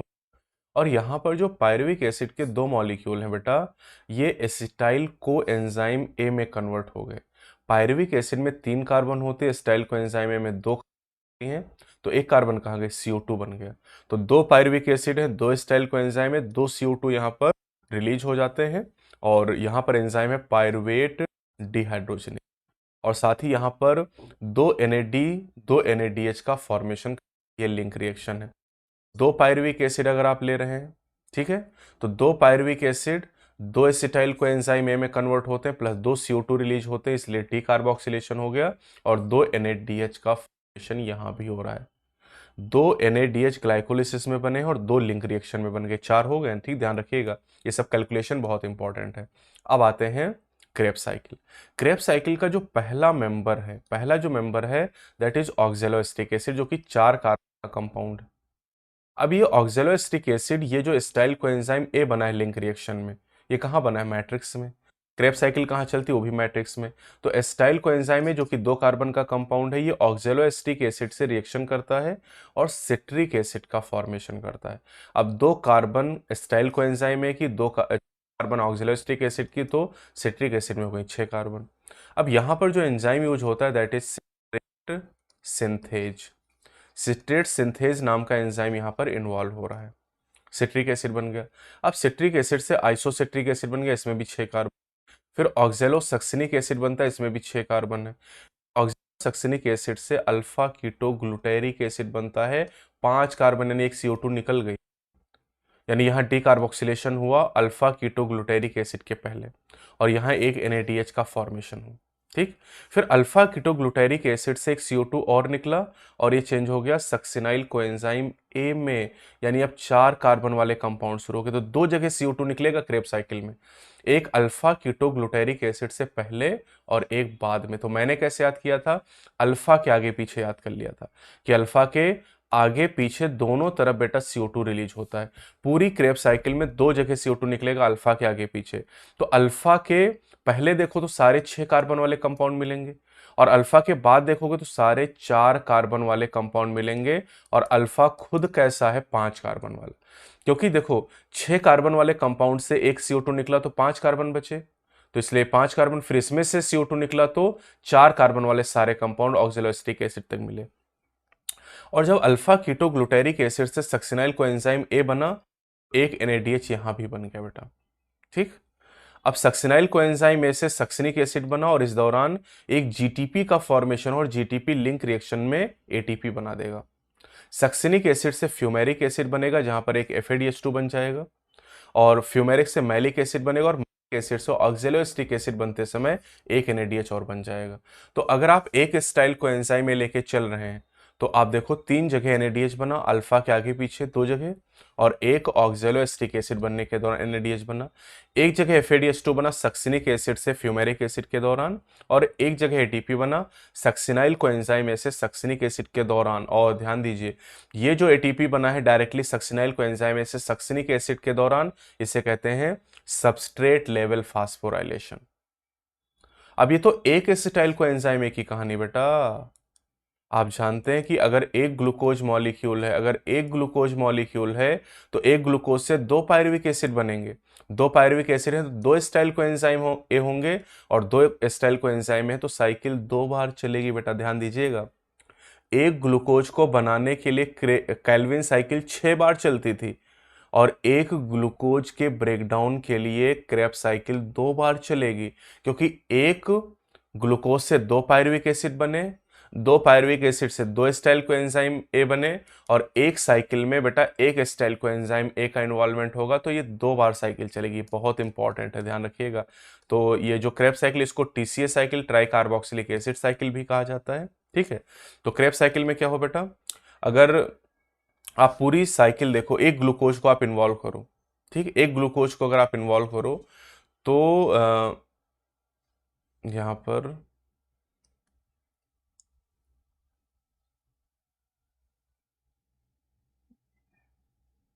NADH आप देखो तो NADH 3 यहां पर बन रहे हैं क्रेब साइकिल के दौरान, है ना, अल्फा के आगे पीछे, और ऑक्सिलोएसिटिक एसिड, एक FDH2 बन रहा है, एक ATP बन रहा है।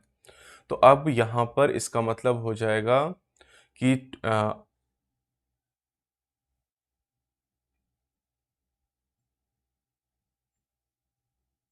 क्रेब साइकिल यहां पर अगर हम एक ग्लूकोज मॉलिक्यूल की बात करें, एक ग्लूकोज मॉलिक्यूल यानी दो पायरुविक एसिड यानी दो एसिटाइल को एंजाइम ए की बात करें, अगर दो एसिटाइल को एंजाइम ए की बात करें बेटा, तो देखो एक एसिटाइल को एंजाइम ए से 3 NADH बने थे, दो से कितने बनेंगे, 6 NADH बनेंगे। एक एसिटाइल को एंजाइम से एक FADH2 एक ATP बना था बेटा, तो दो अगर हम ले रहे हैं तो दो FADH2 और दो ATP का फॉर्मेशन हो जाएगा। ठीक है, और कार्बन डाइऑक्साइड की बात करें बेटा, तो कार्बन डाइऑक्साइड यहां पर दो रिलीज हो रहे हैं, है ना, अल्फा के आगे पीछे, तो टोटल यहां पर अगर हम एक ग्लूकोज की बात करें तो 4 CO2 रिलीज हो जाएंगे। लेकिन सर ग्लूकोज में तो 6 कार्बन होते, 4 ही CO2 निकले हैं। तो चलो पीछे और थोड़ा सा लौटते हैं, 2 CO2 यहाँ भी तो निकले हैं। जब पायरुविक एसिड से एसिटाइल कोएंजाइम ए बन रहा था तो लिंक रिएक्शन में 2 CO2 निकल गए, 2 CO2 लिंक रिएक्शन में निकले और 4 CO2 क्रेब साइकिल में, पूरे 6 CO2 यहाँ पर रिलीज हो गए। क्लियर। अब एक NADH बेटा 3 ATP बना बराबर होता है और एक FADH2 2 ATP के बराबर होता है इलेक्ट्रॉन ट्रांसपोर्ट सिस्टम में। तो अब अगर यहां पर आप कैलकुलेशन करें तो इसका मतलब अगर 6 NADH हैं तो 18 ATP ये हो गए, 2 FADH2 है मतलब 4 ATP ये हो गए और 2 ATP मतलब 2 ATP हो गए यहाँ पर, है ना। तो 18 4 22 23 24 24 ATP तो आपको क्रेब साइकिल के थ्रू ही मिल जा रहे हैं। ये केवल क्रेब साइकिल का कैलकुलेशन है बेटा, है ना। अब देखो जरा ग्लाइकोलिसिस की बात करें तो डायरेक्ट ATP 2 बनी थी, इनडायरेक्ट बेटा 2 NADH बने थे। तो 2 NADH बने थे मतलब 2 NADH का मतलब 6 ATP, क्योंकि एक NADH बराबर होता है 3 ATP के। क्लियर है ये। लिंक रिएक्शन में आप देखो तो डायरेक्ट कोई ATP नहीं बना था, लेकिन दो NADH वहां भी बने थे। लिंक रिएक्शन में दो NADH बने थे मतलब 6 ATP के बराबर हो गए। ठीक है। क्रेब साइकिल में चलो तो डायरेक्ट दो ATP बने थे, कहां पर, ये सक्सिनिक एसिड बनने के दौरान, सक्सिनाइल को एंजाइम से सक्सिनिक एसिड बनने के दौरान दो ATP का फॉर्मेशन हुआ था, तो डायरेक्ट दो हो गए। इनडायरेक्ट की बात करें तो इनडायरेक्ट में जैसे आपने यहां पर देखा, इनडायरेक्ट में NADH से 18 और FADH2 से 4, तो 18 और 4 तो गिन लो, ये कितना हो गया, 2 और 6 8, 8 हो गए। यहाँ हो गया 6 और यहाँ कितना हो गया, 18 4 22 23 24। ठीक है, तो 24 ये हो गया, 6 ये 30 हो गया, 30 और 8 38 ATP का फॉर्मेशन हो गया। क्लियर, कोई दिक्कत। टोटल 38 ATP यहाँ पर एरोबिक रेस्पिरेशन में बन जाती हैं। जब आप बेटा केवल एनारोबिक रेस्पिरेशन पढ़ते हो तो वहां केवल ये डायरेक्ट वाली दो ATP बनती हैं। इनडायरेक्ट तो बेटा कब बनेंगे, जब ETS चलेगा, और ETS कहाँ चलता है, इनर मेम्ब्रेन ऑफ माइटोकॉन्ड्रिया। और प्रोकैरियोट में तो आप जानते हैं कि माइटोकॉन्ड्रिया तो पाया नहीं जाता है ना, तो इसलिए वहां पर इनडायरेक्ट ATP का फॉर्मेशन नहीं होता है, केवल डायरेक्ट दो ATP का फॉर्मेशन होता है। इसका मतलब एनारोबिक रेस्पिरेशन या प्रोकैरियोटिक फर्मेंटेशन में दो ATP बनते हैं, जबकि एरोबिक में 38 ATP बनते हैं, यानी 19 गुना ज्यादा ATP बनती हैं एरोबिक रेस्पिरेशन में एनारोबिक के कंपैरिजन। ठीक है, 19 टाइम। एनारोबिक में 2 ATP और एरोबिक में 38 ATP बने। और भी डिफरेंसेस हैं। एनारोबिक में इनकम्प्लीट ऑक्सीडेशन या ब्रेकडाउन हो रहा है ग्लूकोज मॉलिक्यूल का, जबकि एरोबिक में कंप्लीट ऑक्सीडेशन या ब्रेकडाउन हो रहा है ग्लूकोज का। एनारोबिक में NADH is oxidize to NAD और ये स्लोली ऑक्सीडाइज होता है, लेकिन एरोबिक रेस्पिरेशन में NADH ऑक्सीडाइज होता है NAD में, और ये बहुत ही विगरस, बहुत ही फास्ट रिएक्शन होती है। दोनों में ही, एरोबिक और एनारोबिक दोनों में ही NADH जो होता है वो NAD में ऑक्सीडाइज होता है। फर्मेंटेशन के दौरान अगर आप देखिए तो लैक्टिक एसिड फर्मेंटेशन और एल्कोहलिक फर्मेंटेशन दोनों ही रिएक्शन में जो NADH था वो NAD में ऑक्सीडाइज हो गया था, है ना। NAD जो था वो NADH में ऑक्सीडाइज हो गया था दोनों में ही, चाहे आप एल्कोहलिक फर्मेंटेशन को देखो और चाहे आप लैक्टिक एसिड फर्मेंटेशन को देखो। एरोबिक रेस्पिरेशन की बात करें तो ETS में, इलेक्ट्रॉन ट्रांसपोर्ट सिस्टम में, NAD का फॉर्मेशन हो जाता है, मतलब NADH NAD में ऑक्सीडाइज हो जाता है या रीऑक्सीडाइज हो जाता है। तो अब हम स्टार्ट करेंगे ETS। अब आते हैं इलेक्ट्रॉन ट्रांसपोर्ट सिस्टम ETS। देखिए एरोबिक रेस्पिरेशन में 4 स्टेप बताए थे, glycolysis, link reaction, Krebs cycle, ETS, 3 पढ़ चुके हैं। अब आते हैं ETS। ETS में क्या होता है बेटा, इलेक्ट्रॉन का नाम ही इलेक्ट्रॉन ट्रांसपोर्ट सिस्टम, तो transfer of electron from one carrier to another carrier is called ETS। ETS में कैरियर जो होते हैं बेटा प्रोटीन या साइटोक्रोम होते हैं, है ना। और ये ETS चलती कहाँ, इनर मेम्ब्रेन ऑफ माइटोकॉन्ड्रिया। इसमें 5 कॉम्प्लेक्स का इन्वॉल्वमेंट होता है। Complex 1 is NADH dehydrogenase, complex 2 is FADH2, complex 3 is cytochrome BC1 complex, complex 4 is cytochrome C oxidase and को दिए गए हैं और ये भी आपके एग्जाम में पूछे गए हैं, ठीक है। अब यहाँ पर जो बेटा इलेक्ट्रॉन का ट्रांसपोर्ट होता है, देखो जो कॉम्प्लेक्स नंबर 4 है जिसको साइटोक्रोम C ऑक्सीडेज कह रहे हैं, साइटोक्रोम C ऑक्सीडेज जो होता है बेटा कॉम्प्लेक्स 4, ये साइटोक्रोम A और A3 को मिला के बोलते हैं, A और A3 को मिला के कॉम्प्लेक्स 4 के नाम से जानते हैं या फिर साइटोक्रोम C ऑक्सीडेज के नाम से जानते हैं। जो साइटोक्रोम C होता है बेटा, इसको ध्यान रखना कि ये मोबाइल कैरियर होता है इलेक्ट्रॉन का, मोबाइल कैरियर। एक चीज और, ये जब इलेक्ट्रॉन ट्रांसपोर्ट होते हुए अल्टीमेटली जाते हैं बेटा, तो ये इलेक्ट्रॉन जो होते हैं, ये इलेक्ट्रॉन, ये प्रोटॉन हो गए, है ना, प्रोटॉन इलेक्ट्रॉन, और अब ऑक्सीजन का रोल आ रहा है। एरोबिक रेस्पिरेशन में ऑक्सीजन यूज होगा लेकिन एकदम फाइनल स्टेप में। तो इलेक्ट्रॉन, प्रोटॉन और ऑक्सीजन मिलके वाटर का फॉर्मेशन करते हैं, इसीलिए एरोबिक रेस्पिरेशन में वाटर भी रिलीज होता है। अब यहां पर अगर आप देखें तो माइटोकॉन्ड्रिया में 2 मेम्ब्रेन है, आउटर और इनर मेम्ब्रेन। दोनों मेम्ब्रेन के बीच की जो जगह उसे कहते हैं inter membrane space, inter membrane space. और ये जो इंटर मेम्ब्रेन स्पेस है, यहां पर प्रोटॉन का एक्युमुलेशन होता है, ठीक है। और ये मैट्रिक्स आपको दिखाई दे रहा है बेटा, ठीक है। अब अगर आप क्लोरोप्लास्ट को याद करिए, केमी ऑस्मोटिक हाइपोथेसिस, तो वहां पर प्रोटॉन का एक्युमुलेशन ल्यूमेन में हो रहा था और ल्यूमेन से स्ट्रोमा की तरफ प्रोटॉन का ट्रांसफर हो रहा था।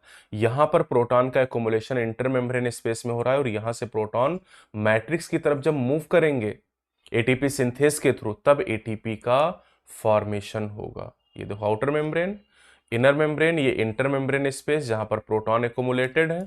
और जब प्रोटॉन इनर मेम्ब्रेन में जो एटीपी सिंथेज एंजाइम है, जब यहां से प्रोटॉन मूव करके जाएंगे बेटा, कहाँ जाएंगे, मैट्रिक्स की तरफ, तब एटीपी की सिंथेसिस होगी, वही केमी ऑस्मोटिक हाइपोथेसिस, ठीक है।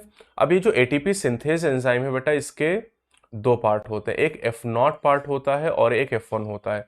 फोटोसिंथेसिस में एक CF0 था और एक CF1 था, यहाँ पर F0 और F1 पार्ट है। और यहाँ पर एनसीईआरटी ने कहा है कि जब 4 प्रोटॉन पास होते हैं इंटर मेम्ब्रेन स्पेस से मैट्रिक्स की तरफ, कितने प्रोटॉन, 4 प्रोटॉन जब पास होते हैं, पुराने एनसीईआरटी में 2 लिखा था, नई एनसीईआरटी में 4 दिया गया है, जब 4 प्रोटॉन पास होते हैं तब एक एटीपी का फॉर्मेशन होता है। क्लियर, ठीक है। अब यहां पर अगर हम बात करें बेटा ग्लूकोज की, ग्लूकोज जब ऑक्सीडाइज होता है यानी रेस्पिरेशन जब पूरा चलता है तो CO2, वाटर और 38 एटीपी बनते हैं। सिंपली आप इसको कैटाबोलिक प्रोसेस कहते हैं, क्योंकि कॉम्प्लेक्स से सिंपल मॉलिक्यूल बन रहा है जैसा बायोमॉलिक्यूल में बताया गया है। लेकिन लेकिन एक चीज़ और यहाँ पर समझनी है कि जैसे अगर हम फैट की बात करें, फैट या पहले कार्बोहाइड्रेट से शुरू करो। अगर कार्बोहाइड्रेट, कोई भी कार्बोहाइड्रेट से स्टार्च हो गया या सुक्रोज हो गया, अगर उसको रेस्पिरेटरी सबस्ट्रेट के तौर पे यूज होना, तो सबसे पहले किस में चेंज होगा, ग्लूकोज में। और ग्लूकोज से फिर वो ग्लूकोज 6 फॉस्फेट यानी वही ग्लाइकोलिसिस चलते चलते PgAl DHAP, है ना, फिर पायरुविक एसिड बनेगा, एसिटाइल कोएंजाइम A बनेगा और फिर क्रेब साइकिल चलेगी। ठीक है, और उसके बाद ईटीएस और एनर्जी रिलीज हो जाएगी। अगर प्रोटीन रेस्पिरेटरी सबस्ट्रेट, तो पहले प्रोटीएजेज उनको अमीनो एसिड में चेंज करेंगे, अमीनो एसिड का डीएमिनेशन होगा, डीएमिनेशन में अमीन ग्रुप अलग हो जाएगा। डीएमिनेटेड जो अमीनो एसिड है बेटा, ये डीएमिनेटेड अमीनो एसिड पायरुविक एसिड के लेवल पे भी रेस्पिरेटरी पाथवे को ज्वाइन कर सकती है, एस्टाइल कोएंजाइम ए के लेवल पे भी ज्वाइन कर सकती है, और क्रेब्स साइकिल के लेवल पे भी ज्वाइन कर सकती है। क्लियर? फैट की बात करें तो फैट अगर रेस्पिरेटरी सबस्ट्रेट, तो पहले लाइपेज इसको फैटी एसिड और ग्लिसरॉल में तोड़ेगा, ग्लिसरॉल पीजीएल के लेवल पे रेस्पिरेटरी पाथवे को ज्वाइन करेगा, और फैटी एसिड जो है बेटा ये एस्टाइल कोएंजाइम ए के लेवल पे रेस्पिरेटरी पाथवे को ज्वाइन करेगा। सर क्या है ये? देखो, पहली चीज कि कार्बोहाइड्रेट रेस्पिरेटरी पाथवे को पहले ही स्टेप पे ज्वाइन करते हैं, यानी ग्लाइकोलिसिस के पहले स्टेप पे। लेकिन प्रोटीन और फैट जो है बेटा, ये जरूरी नहीं है कि पहले स्टेप को ज्वाइन करें। आप देखो, ग्लिसरॉल ग्लूकोज से नहीं स्टार्ट कर रहा है रेस्पिरेटरी पाथवे, वो पीजीएल से स्टार्ट कर रहा है। फैटी एसिड कहां शुरू कर रहा है बेटा? एस्टाइल कोएंजाइम ए से स्टार्ट कर रहा है। Deaminated amino acid, pyruvic acid, acetyl coenzyme A, Krebs cycle कहीं से भी स्टार्ट कर सकते हैं, उनके नेचर पे डिपेंड करता है, एसिडिक है, बेसिक है, न्यूट्रल है। ठीक है, ये तो एक बात हो गई कि हर molecule, protein, fat respiratory pathway को पहले स्टेप यानी ग्लूकोज के लेवल पे ज्वाइन नहीं करता है। दूसरी बात, अगर यहां पर आप ध्यान दें, जैसे फैटी एसिड है बेटा, तो फैटी एसिड का ब्रेकडाउन होके एस्टाइल कोएंजाइम में बना दे। फैटी एसिड भाई आप देखो, अगर पॉमिटिक एसिड देखो 16 कार्बन है, एस्टाइल कोएंजाइम में 2 कार्बन, तो कैटाबोलिक हो गया। लेकिन अगर हमारी बॉडी में जरूरत है तो हम एस्टाइल कोएंजाइम ए से फैटी एसिड बना भी सकते हैं, और अगर बनाने लगे तो ये तो एनाबोलिक हो गया।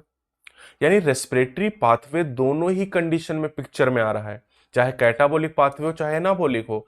इसीलिए पहले इस प्रोसेस को कैटाबोलिक माना जाता था, लेकिन अब साइंटिस्ट इसे एम्फीबोलिक पाथवे कहते हैं। एम्फी मतलब डुअल, ये कैटाबोलिक और एनाबोलिक दोनों पिक्चर में इन्वॉल्व हो रहा है, इसलिए इसको एम्फीबोलिक पाथवे कहना ज्यादा बेहतर है।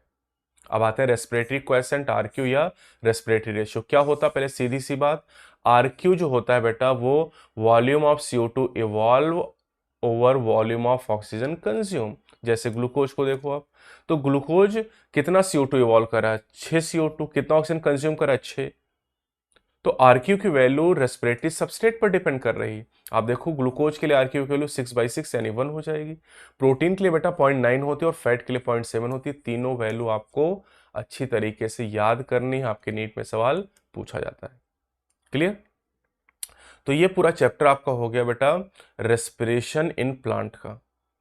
करीब यहाँ पर 30 मिनट का टाइम लगा। 30 मिनट के टाइम में हमने आराम से पढ़ते हुए, हर एक टॉपिक को कवर करते हुए पूरी कहानी यहाँ पर समझ ली है रेस्पिरेशन की। और आपके जो जो सवाल होंगे आप करके देखिएगा, सारे सवाल आपके इजीली यहाँ पर सॉल्व हो जाएंगे।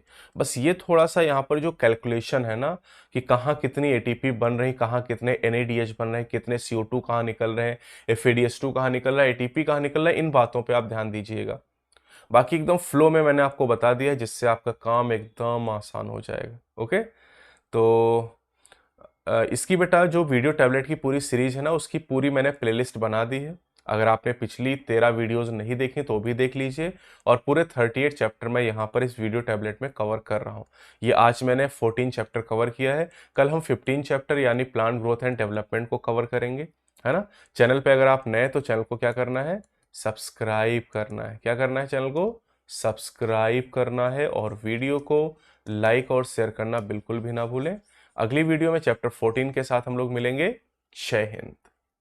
प्लांट फिजियोलॉजी का last chapter plant growth and development revise करने जा रहे हैं। क्लियर? अब चैनल पे नए तो चैनल को सब्सक्राइब तो करना ही करना है। अब इस चैप्टर में टॉपिक्स क्या क्या हैं, चलिए एक बार जरा टॉपिक्स जान लेते हैं कि क्या क्या टॉपिक आपको पढ़ने हैं। तो सबसे पहला जो टॉपिक है बेटा दैट इज ग्रोथ। यहाँ पर ग्रोथ के बारे में बताया गया है। ग्रोथ के बारे में चैप्टर 1 में और साथ ही साथ चैप्टर नंबर 6 सेकेंडरी ग्रोथ में बात कर चुके हैं। दूसरा टॉपिक है डेवलपमेंट। तीसरा टॉपिक हम लोग यहाँ पर पढ़ेंगे प्लांट ग्रोथ रेगुलेटर PGR से इनको प्लांट हार्मोन्स के नाम से जाना जाता है, प्लांट हार्मोन्स। चौथा जो टॉपिक है बेटा ये हो जाएगा आपका फोटो पीरियोडिज्म। फोटो पीरियोडिज्म हो जाएगा। चौथा पांचवा जो टॉपिक है बेटा ये हो जाएगा वर्नेलाइजेशन। वर्नेलाइजेशन। और जो छठा टॉपिक आपका होगा बेटा ये हो जाएगा आपका सीड डॉर्मेंसी, भी यहां पर ऐड किया गया है, सीड डॉर्मेंसी। अब इन सभी टॉपिक में जो सबसे ज्यादा इंपॉर्टेंट टॉपिक है, सबसे ज्यादा इंपॉर्टेंट टॉपिक है, that is plant growth regulator, PGR या प्लांट ग्रोथ हार्मोन्स। ये सबसे इंपॉर्टेंट टॉपिक है और इन हार्मोन में 5 ग्रुप आपको पढ़ने हैं। देखिए ग्रोथ हो गया, यहां ज्यादा सवाल बनता नहीं इस चैप्टर में। डेवलपमेंट से कभी कभार सवाल आता है, फोटो पीरियोडिज्म, वर्नलाइजेशन, डॉर्मेंसी से कभी कभार सवाल आता है, लेकिन हार्मोन से तो सवाल आता ही आता है। मतलब हम कहते हैं सवाल आते हैं। हार्मोन से 2 3 4 सवाल आपके नीट के एग्जाम में पूछे जाते हैं। तो ये सबसे ज़्यादा इंपॉर्टेंट टॉपिक है। पढ़ते समय इसी टॉपिक को सबसे ज़्यादा आप ध्यान देंगे यहाँ पर, ठीक है। इस टॉपिक पे सबसे ज़्यादा फोकस आपको करना है, ठीक है। पीसीआर को पढ़ते समय सबसे ज़्यादा फोकस करेंगे, ठीक है।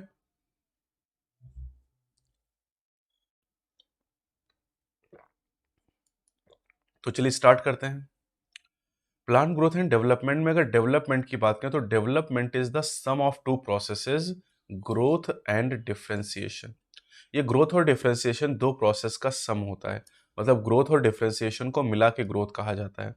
अब ग्रोथ है क्या? This is irreversible permanent increase in size.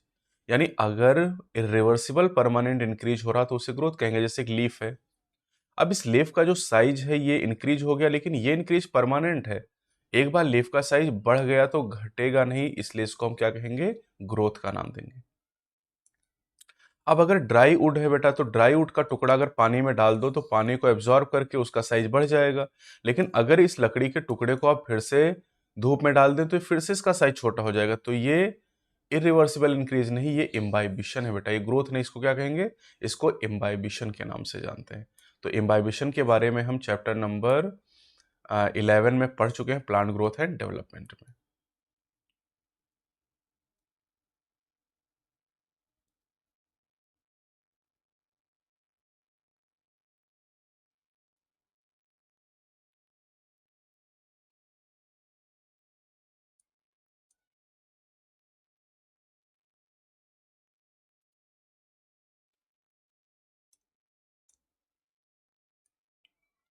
ठीक है, अब देखिए हम पहले भी बात कर चुके हैं, जो ग्रोथ होती है बेटा, अगर हम एनिमल्स की बात करें तो एनिमल की जो ग्रोथ होती है वो लिमिटेड या डिटर्मिनेट होती है या डेफिनेट होती है, यानी पर्टिकुलर एज तक होती है। लेकिन प्लांट की बात करें तो प्लांट में अनलिमिटेड, इनडिटर्मिनेट, इनडेफिनिट या ओपन फॉर्म ऑफ ग्रोथ पाई जाती है, यानी पूरे लाइफ टाइम तक ग्रोथ कर सकते हैं। और उसका रीजन भी आप जानते हैं। रीजन क्या है बेटा?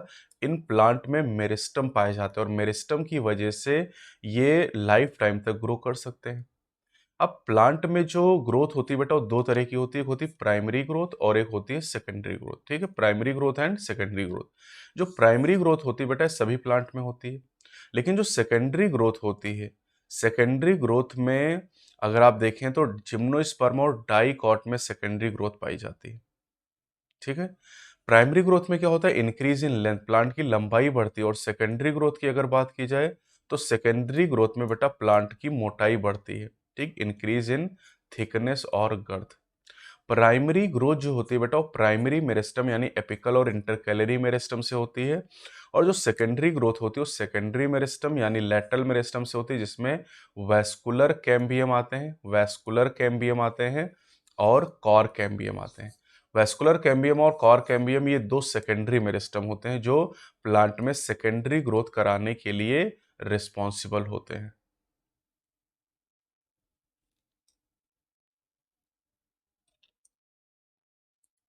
ओके। अब प्लांट की जो ग्रोथ है वो मेजरेबल है। मेजरेबल मतलब उसको हम मेजर कर सकते हैं, उसको ग्रोथ को हम नाप सकते हैं। कैसे नाप सकते हैं?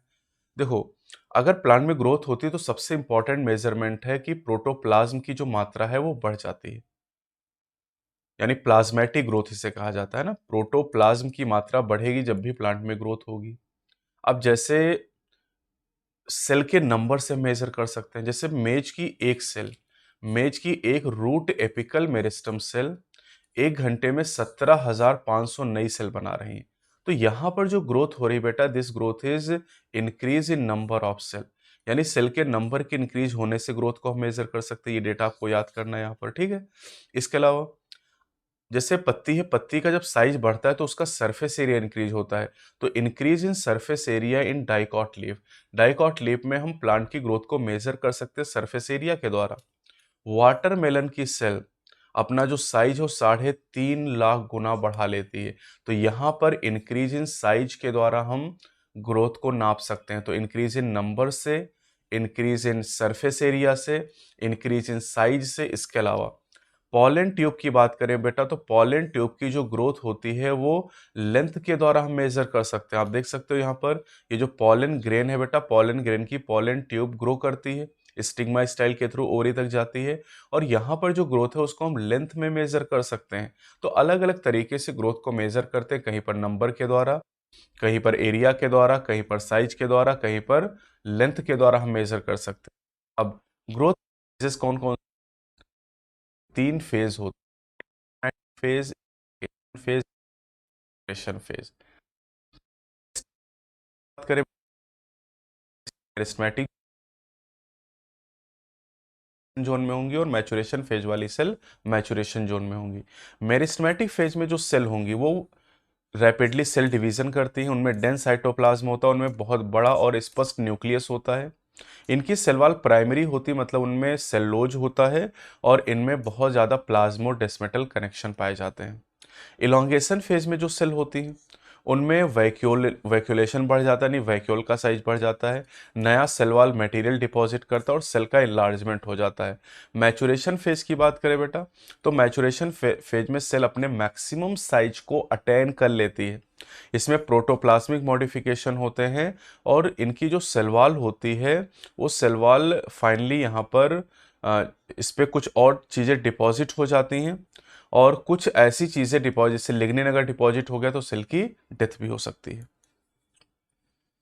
अब आते हैं ग्रोथ रेट की बात करते हैं। ग्रोथ रेट की अगर हम देखें यहाँ पर, तो ग्रोथ रेट का मतलब increase in growth per unit time, increase in growth per unit time is called growth rate.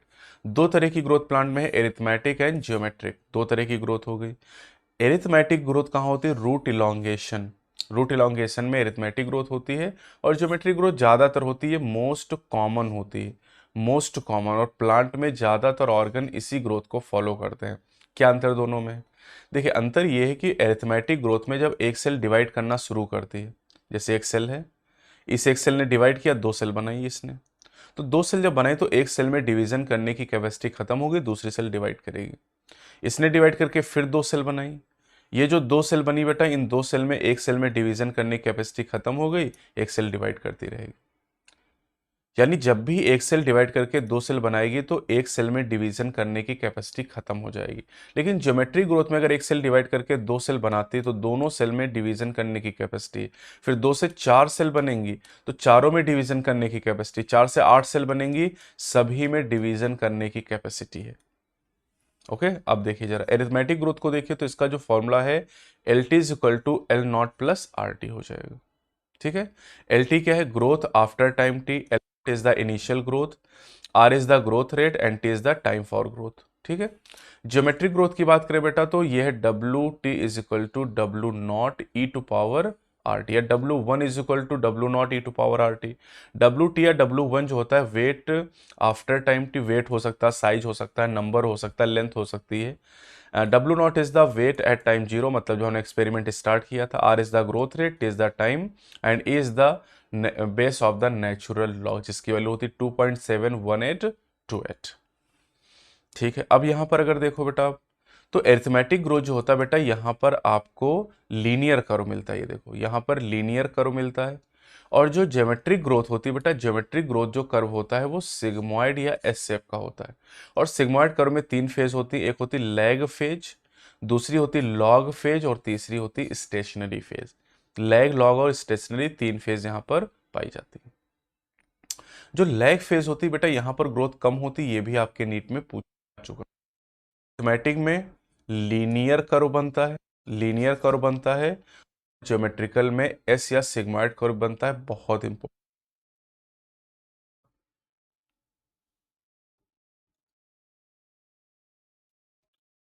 चलिए बेटा, अब बात करते हैं यहाँ पर हम लोग absolute growth rate and relative growth rate के बारे में। ठीक, क्या अंतर है दोनों में? जो एब्सोल्यूट यहाँ इस पर लेकिन जो डिपेंड स्क्वायर, और एक हफ्ते के बाद इसका साइज हो गया 10 सेंटीमीटर स्क्वायर। तो जो एब्सोल्यूट रेट इसका निकालेंगे वो चेंज इन साइज, चेंज कितना हुआ, 10 में से 5 घटा दो, पहले 5 था बाद में 10 हो गया, चेंज कितना हुआ 5 का, और समय कितना है, 1 वीक का है, तो बाई 1 टाइम, तो 5 सेंटीमीटर स्क्वायर पर वीक आ गया। लेकिन रिलेटिव ग्रोथ रेट जब निकालोगे तो change in size upon original size, तो चेंज कितना हुआ 5, कितना था सेंटीमीटर, यानी 1 यहाँ पर आएगा, यानी 100% रिलेटिव ग्रोथ रेट है। ठीक। दूसरी लीफ जिसका साइज पहले था 50 स्क्वायर, एक हफ्ते बाद 55 हो गया, एब्सोल्यूट ग्रोथ रेट निकाले बेटा, तो absolute growth rate change upon time, तो चेंज यहाँ पर 5 का ही हुआ है, यानी एक लीफ का जो एब्सोल्यूट ग्रोथ रेट हो बराबर है। लेकिन ग्रोथ रेट अगर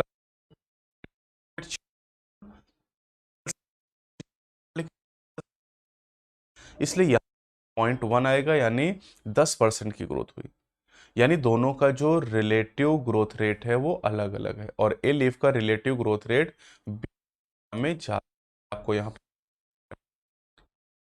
पे हैं दोनों का जो एब्सोल्यूट रिलेटिव जो ग्रोथ है वो एक दूसरे से है, और जो छोटी लीफ है जिसका सरफेस एरिया पहले कम था, उसका जो रिलेटिव ग्रोथ रेट होगा वो ज्यादा होगा। क्लियर? ग्रोथ के बारे में अब हम बात करेंगे डिफरेंशिएशन, डी डिफरेंशिएशन और रीडिफरेंशिएशन के बारे में। क्या अंतर है तीनों में? देखो, कोई मेरिस्टेमेटिक सेल मतलब अनडिफरेंशिएटेड सेल है, और इसमें सेल डिवीजन करने की क्षमता है, ये डिवाइड करके नई सेल बना रही है। अब नई सेल जो बनी बेटा, अगर ये नई खत्म करने लगे तो कहेंगे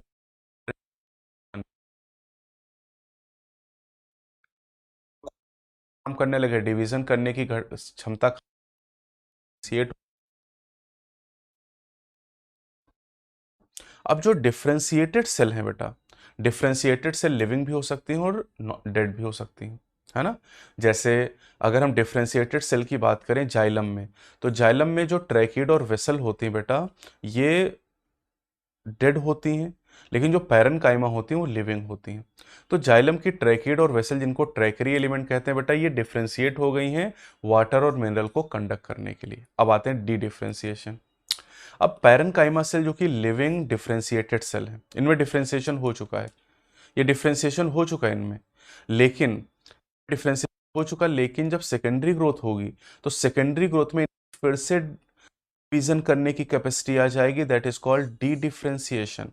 तो डी डिफरेंशिएशन मतलब क्या है? अगर किसी सेल में डिवीजन करने की क्षमता और क्षमता आ गई, that is called D differentiation. तो पैरेंट डी डिफरेंशिएट होके वेस्कुलर कैम्बियम और कॉर कैम्बियम का फॉर्मेशन कर। क्लियर? अब जो वेस्कुलर कैम्बियम है बेटा, वेस्कुलर कैम्बियम ने सेकेंडरी जाइलम और सेकेंडरी फ्लोएम बनाया। अब जो सेकेंडरी जाइलम और ये सेकेंडरी जाइलम और सेकेंडरी में डिवीजन करने की क्षमता, that is called D differentiation. यानी डिवीजन करने की क्षमता अगर खत्म हो जाए, डी डिफरेंशिएटेड सेल इसे कहते हैं रीडिफरेंशिएशन। कुछ बात समझ में आई? हमने और को बनाया, और सेकेंड और क्वार्क में डिवीजन करने की कैपेसिटी खत्म हो गई, दैट इज कॉल्ड रीडिफरेंशिएशन। ठीक है, इसको कहते हैं डिफरेंशिएशन। तो तीन फिर हो गए, differentiation, D differentiation and रीडिफरेंशिएशन। Development की बेटा में है ना, ग्रोथ में प्रोटोप्लाज्म की मात्रा, डिफरेंशिएशन होता है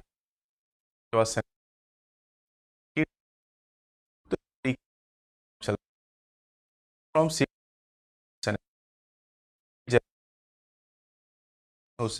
डेवलपमेंट का नाम दिया जाता है। अब आते हैं प्लास्टिसिटी, ये इंपॉर्टेंट टॉपिक। प्लास्टिसिटी का सवाल आपके नीट 2022 में भी पूछा गया है। ठीक।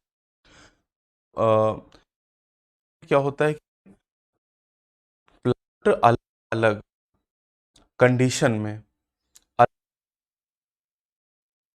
जैसे मतलब की पत्तियां पाई को। अब इस प्लांट में आप अलग दिखाई तरह की, ये लीफ अलग तरह की। तो हेट्रो दिखाई, फिली मतलब लीफ। अब हेट्रोफिली दो, depend life, environment, habitat. Phase of life के हेट्रोफिली कोरिएंडर पर की बहुत इंपॉर्टेंट है, और इन्वायरमेंट डिपेंड करती है वो बटर में सारे एनसीईआरटी आपको दिए भी गए हैं। ठीक है। अब डेवलपमेंट में दो चीजें होती है बेटा, growth and differentiation. Development affect extrinsic factor, intrinsic factor dioxide, water, nutrient, gases, ये सारी है ना, मिनरल्स आ जाएंगे। इंट्रिंसिक फैक्टर में बेटा, इंट्रिंसिक फैक्टर इंट्रासेलुलर और इंट्रा और इंटरसेलुलर जाएंगे, और यही हम पढ़ने जा रहे हैं। मेनली हमारे सिलेबस में इंटरसेलुलर, तो इंटरसेलुलर फैक्टर को प्लांट ग्रोथ रेगुलेटर या प्लांट ग्रोथ हार्मोन या फाइटो हार्मोन के नाम से जाना जाता है। तो यही सबसे मेन टॉपिक है, इन्हीं के बारे में सबसे ज्यादा सवाल आपसे पूछे भी जाते हैं, तो हम इन्हीं को यहां पर डिस्कस करने जा रहे हैं। ठीक, प्लांट ग्रोथ रेगुलेटर को। तो ग्रोथ रेगुलेटर कहते हैं इन्हें, या फाइटो हार्मोन कहते हैं। अब देखो कैटेगरी हार्मोन याद, ऑक्सीजन, साइटोकाइनिन, इथाइलिन और एब्सिसिक एसिड। जो ऑक्सीजन होता है बेटा, इंडोल के indole compound, gibberellin derivative terpenoid, urine या एनिन के डेरिवेटिव होते हैं। इथाइलिन तो गैस पीसीआर और एब्सिसिक एसिड फिनोइड डेरिवेटिव, और आपके नीट 2000 में भी सवाल पूछा जा चुका है। अब यहाँ पर एक नीट 2000 में आया था 20 में, ये कैरोटीन का सवाल पूछा गया था, 2020 में क्वेश्चन पूछा गया था। तो इंपॉर्टेंट क्वेश्चन है ये। ठीक है, ये पांचों आप याद करेंगे। अब पीजीआर जो होते हैं बेटा, ये प्लांट ग्रोथ दो तरह के, plant growth promoter and plant growth inhibitor. Promoter में ऑक्सिन, जिब्रेलिन, साइटोकाइनिन और इथाइलिन आ जाएंगे। इनहिबिटर में एब्सिसिक एसिड और इथाइलिन आ जाएगा। देखो दोनों आ रहा है, इनहिबिटर होता है, दोनों कैटेगरी फिट हो रहा है, लेकिन मेनली अब जो डिस्कवरी सभी 5 पीजीआर की, 5 पीजीआर है हमारे पास में, पांचों पीजीआर की जो डिस्कवरी है बेटा, वो एक्सीडेंटल है, चांस डिस्कवरी जिसे आप कहते हैं। जैसे ऑक्सीजन की बात करें, तो ऑक्सीजन की डिस्कवरी हुई चार्ल्स डार्विन और उनके सन फ्रांसिस डार्विन के ऑब्जर्वेशन के साथ में। कोलियोप्टाइल और ऑफ कैनेरी ग्रास के कोलियोप्टाइल के ऊपर जब लाइट डाली गई, तो जिधर से लाइट डाली गई बेंड हो गया, लाइट सोर्स की तरफ ये बेंड हो जाता है, और पता चला कि जो शेडेड है, जो जिधर लाइट नहीं है, जिधर अंधेरा है, उधर की ऑक्सीजन ज्यादा बना, और ऑक्सीजन ज्यादा बनने से सेल की ज्यादा हुई, और ये लाइट की तरफ मुड़ जाता है। एफ डब्ल्यू वेंट ने आइसोलेट किया ऑक्सीजन को, कहां से? ओट सीडलिंग, सीडलिंग मतलब अंकुर, ओट के अंकुर के कोलियोप्टाइल से एफ डब्ल्यू वेंट ने इसको आइसोलेट किया था। जिब्रेलिन की बात करें बेटा, तो कुरोसावा नाम के साइंटिस्ट ने बैकेन डिजीज का पता लगाया। जिब्रेला फ्यूजिकोराई नाम का फंगस होता है, जो कि ड्यूटेरोमाइसिट का मेंबर होता है, और ये राइस सीडलिंग में बैकेन डिजीज कॉज करता है, राइस सीडलिंग में बैकेन डिजीज कॉज करता है। यहां लिख देते हैं, बैकेन डिजीज, जिब्रेलिन को रिलीज करता है जिब्रेला फ्यूजिकोराई नाम का फंगस, जो बैकएंड डिजीज या foolish seedling of rice cause करता है। Foolish seedling of rice, foolish seedling of rice नाम की डिजीज कॉज करता है। तो इस डिजीज पे एक्सपेरिमेंट करने से हमें जिब्रेलिन हार्मोन के बारे में पता चला। इसके अलावा साइटोकाइन की बात करें बेटा, तो साइटोकाइन के बारे में स्कोगन मिलर ने पता लगाया था। ठीक है, और अगर हम बात करते हैं प्लांट के बारे में, तो प्लांट में काइनेटिन टर्म का यूज करते हैं, ठीक है। लेकिन जो काइनेटिन है ये एनिमल में काइनेटिन टर्म यूज करते हैं, प्लांट में काइनेटिन नहीं होता, वहां पर जिएटिन नाम का हार्मोन पाया जाता है। एब्सिसिक एसिड की बात करें, एक अभी क्वेश्चन आपके नीट में पूछा भी गया था कि जो काइनेटिन टर्म है, ये काइनेटिन टर्म किसके द्वारा यूज किया गया, तो स्कूगन मिलर के द्वारा। आपके नीट में सवाल पूछा जा चुका है, नीट 2020 में पूछा गया था कि काइनेटिन टर्म किसने दिया, तो काइनेटिन टर्म स्कूगन मिलर के द्वारा दिया गया था। अब आते हैं abscisic acid. Abscisic acid 1960s में 3 अलग अलग हार्मोन के बारे में साइंटिस्ट को पता चला, एब्सिसिन 2, इनहिबिटर बी और डॉर्मिन। बाद में पता चला कि भैया ये तीनों हार्मोन एक ही हैं और इनको एब्सिसिक एसिड के नाम से अब जाना जाता है। इथाइलिन की बात करें तो एच कजिन्स नाम के साइंटिस्ट ने 1910 में देखा कि अगर हम पके हुए संतरों के साथ में कच्चे केलों को रख देते हैं तो कच्चे केले जल्दी पक जाते हैं, और यहां से हमें गैसियस पीजीआर इथाइलिन के बारे में पता चला। अब यहाँ पर जो हार्मोन के रोल है ये बहुत इंपॉर्टेंट है, तो सभी हार्मोन के रोल आपको याद करने हैं। जैसे ऑक्सिन की बात करें तो ये ऑक्सिन नाम के वर्ड से डिराइव हुआ, इसका मतलब टू ग्रो, यानी ऑक्सिन जो होता है आने के लिए रिस्पॉन्सिबल होता है। ऑक्सिन की बात करें तो इसको पहली बार आइसोलेट किया गया ह्यूमन यूरिन से पहली बार इसको आइसोलेट किया गया। ऑक्सिन की बात करें बेटा तो ऑक्सिन नेचुरल भी होता है और सिंथेटिक भी होता है, मतलब हमने इसको बनाया भी है। नेचुरल में क्या जाएगा, indole acetic acid, IBA indole butyric acid. Synthetic में Na नैप्थलीन एसिटिक एसिड और 2,4-D 2,4 डाइक्लोरोफिनॉक्सी एसिटिक एसिड आ जाएगा। क्लियर। तो ये आपको चारों नाम याद करने हैं ऑक्सिन के। अब ऑक्सिन सिंथेसाइज होता है रूट टिप पे बेटा, और सूट टिप पे इसकी सिंथेसिस होती है। रूट टिप और सूट टिप पे सिंथेसाइज होता है। काम क्या है इसके, प्रमोट फ्लावरिंग इन पाइनएप्पल, ये पाइनएप्पल में फ्लावरिंग को प्रमोट करता है। इंड्यूस पार्थिनोकार्पी इन टोमेटो, टोमेटो में पार्थिनोकार्पी इंड्यूस करता है। पार्थिनोकार्पी क्या है, जाइलम डिफ्रेंशिएशन कराता है, डिफ्रेंशिएशन अभी पढ़ा के आ रहे हैं। रूट नोड्यूल फॉर्मेशन, नोड्यूल बनाने में मदद करता है लेग्यूमिनस प्लांट में। 2,4-D हर्बिस होता है, और वीट है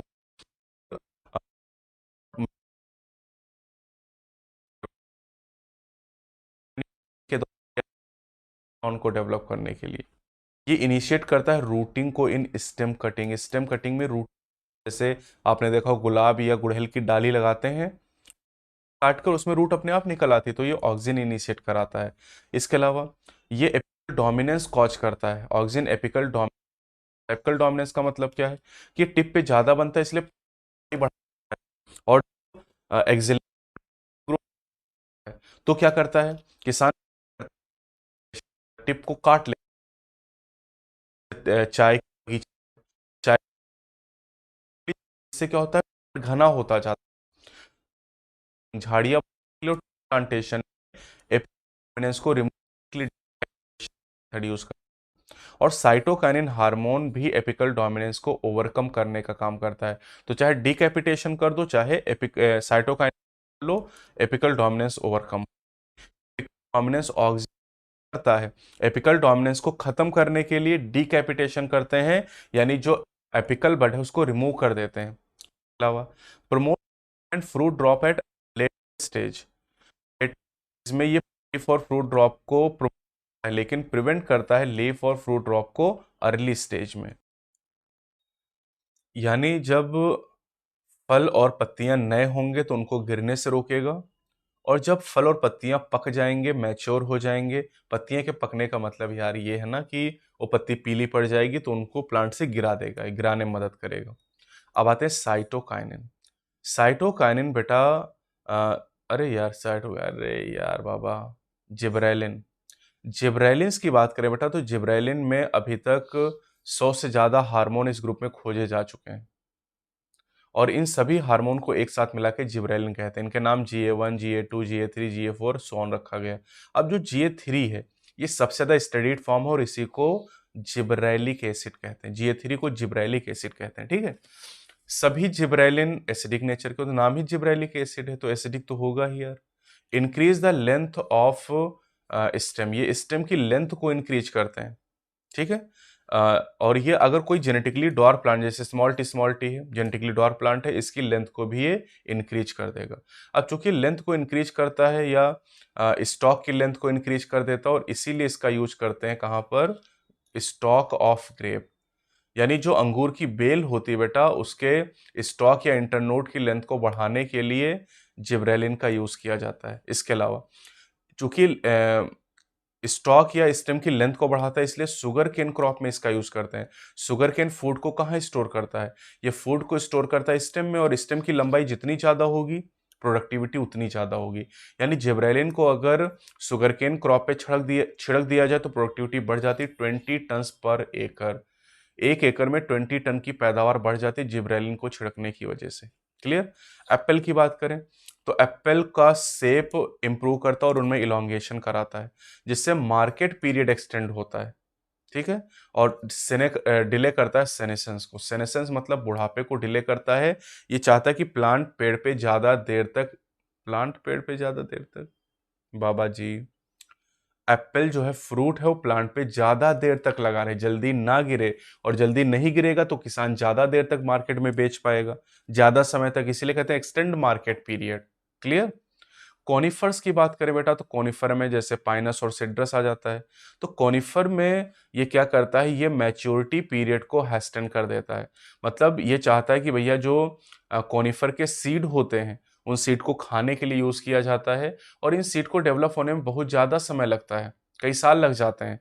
तो कोनिफर पे अगर छिड़काव कर दिया जाए तो उनमें ज्यादा जल्दी सीड मैच्योर हो जाते हैं, ज्यादा जल्दी उनको हम खाने के लिए बेचने के लिए यूज कर सकते हैं। सब फायदा ही फायदा है बाबू भैया।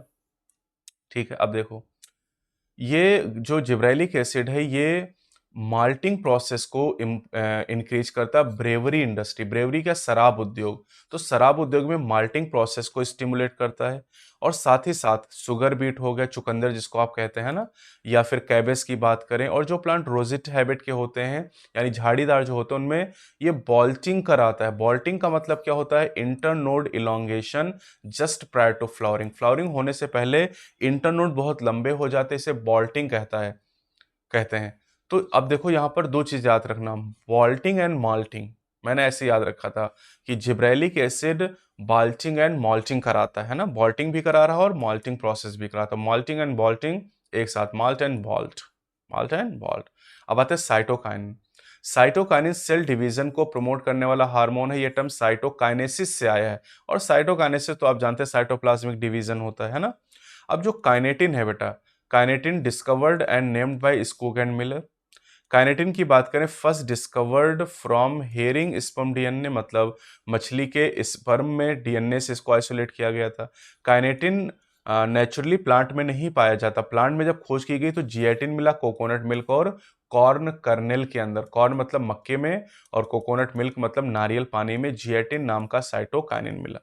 क्या काम है, डिले लीफ सेनेसेंस। ये लीफ सेनेसेंस को डिले करता है, इंपॉर्टेंट है ये। न्यूट्रिएंट मोबिलाइजेशन होता है, और बोरान आप जानते हैं इससे मदद करता है। Overcome apical dominance, apical dominance को ओवरकम करता है, एपिकल डोमिनेंस को ओवरकम करने का काम करता है। अब आते हैं इथाइलिन। इथाइलिन एक गैसियस पीजीआर है, ठीक है। और ये क्या कराता है, राइपनिंग। इसका सबसे जो इंपॉर्टेंट रोल है राइपनिंग।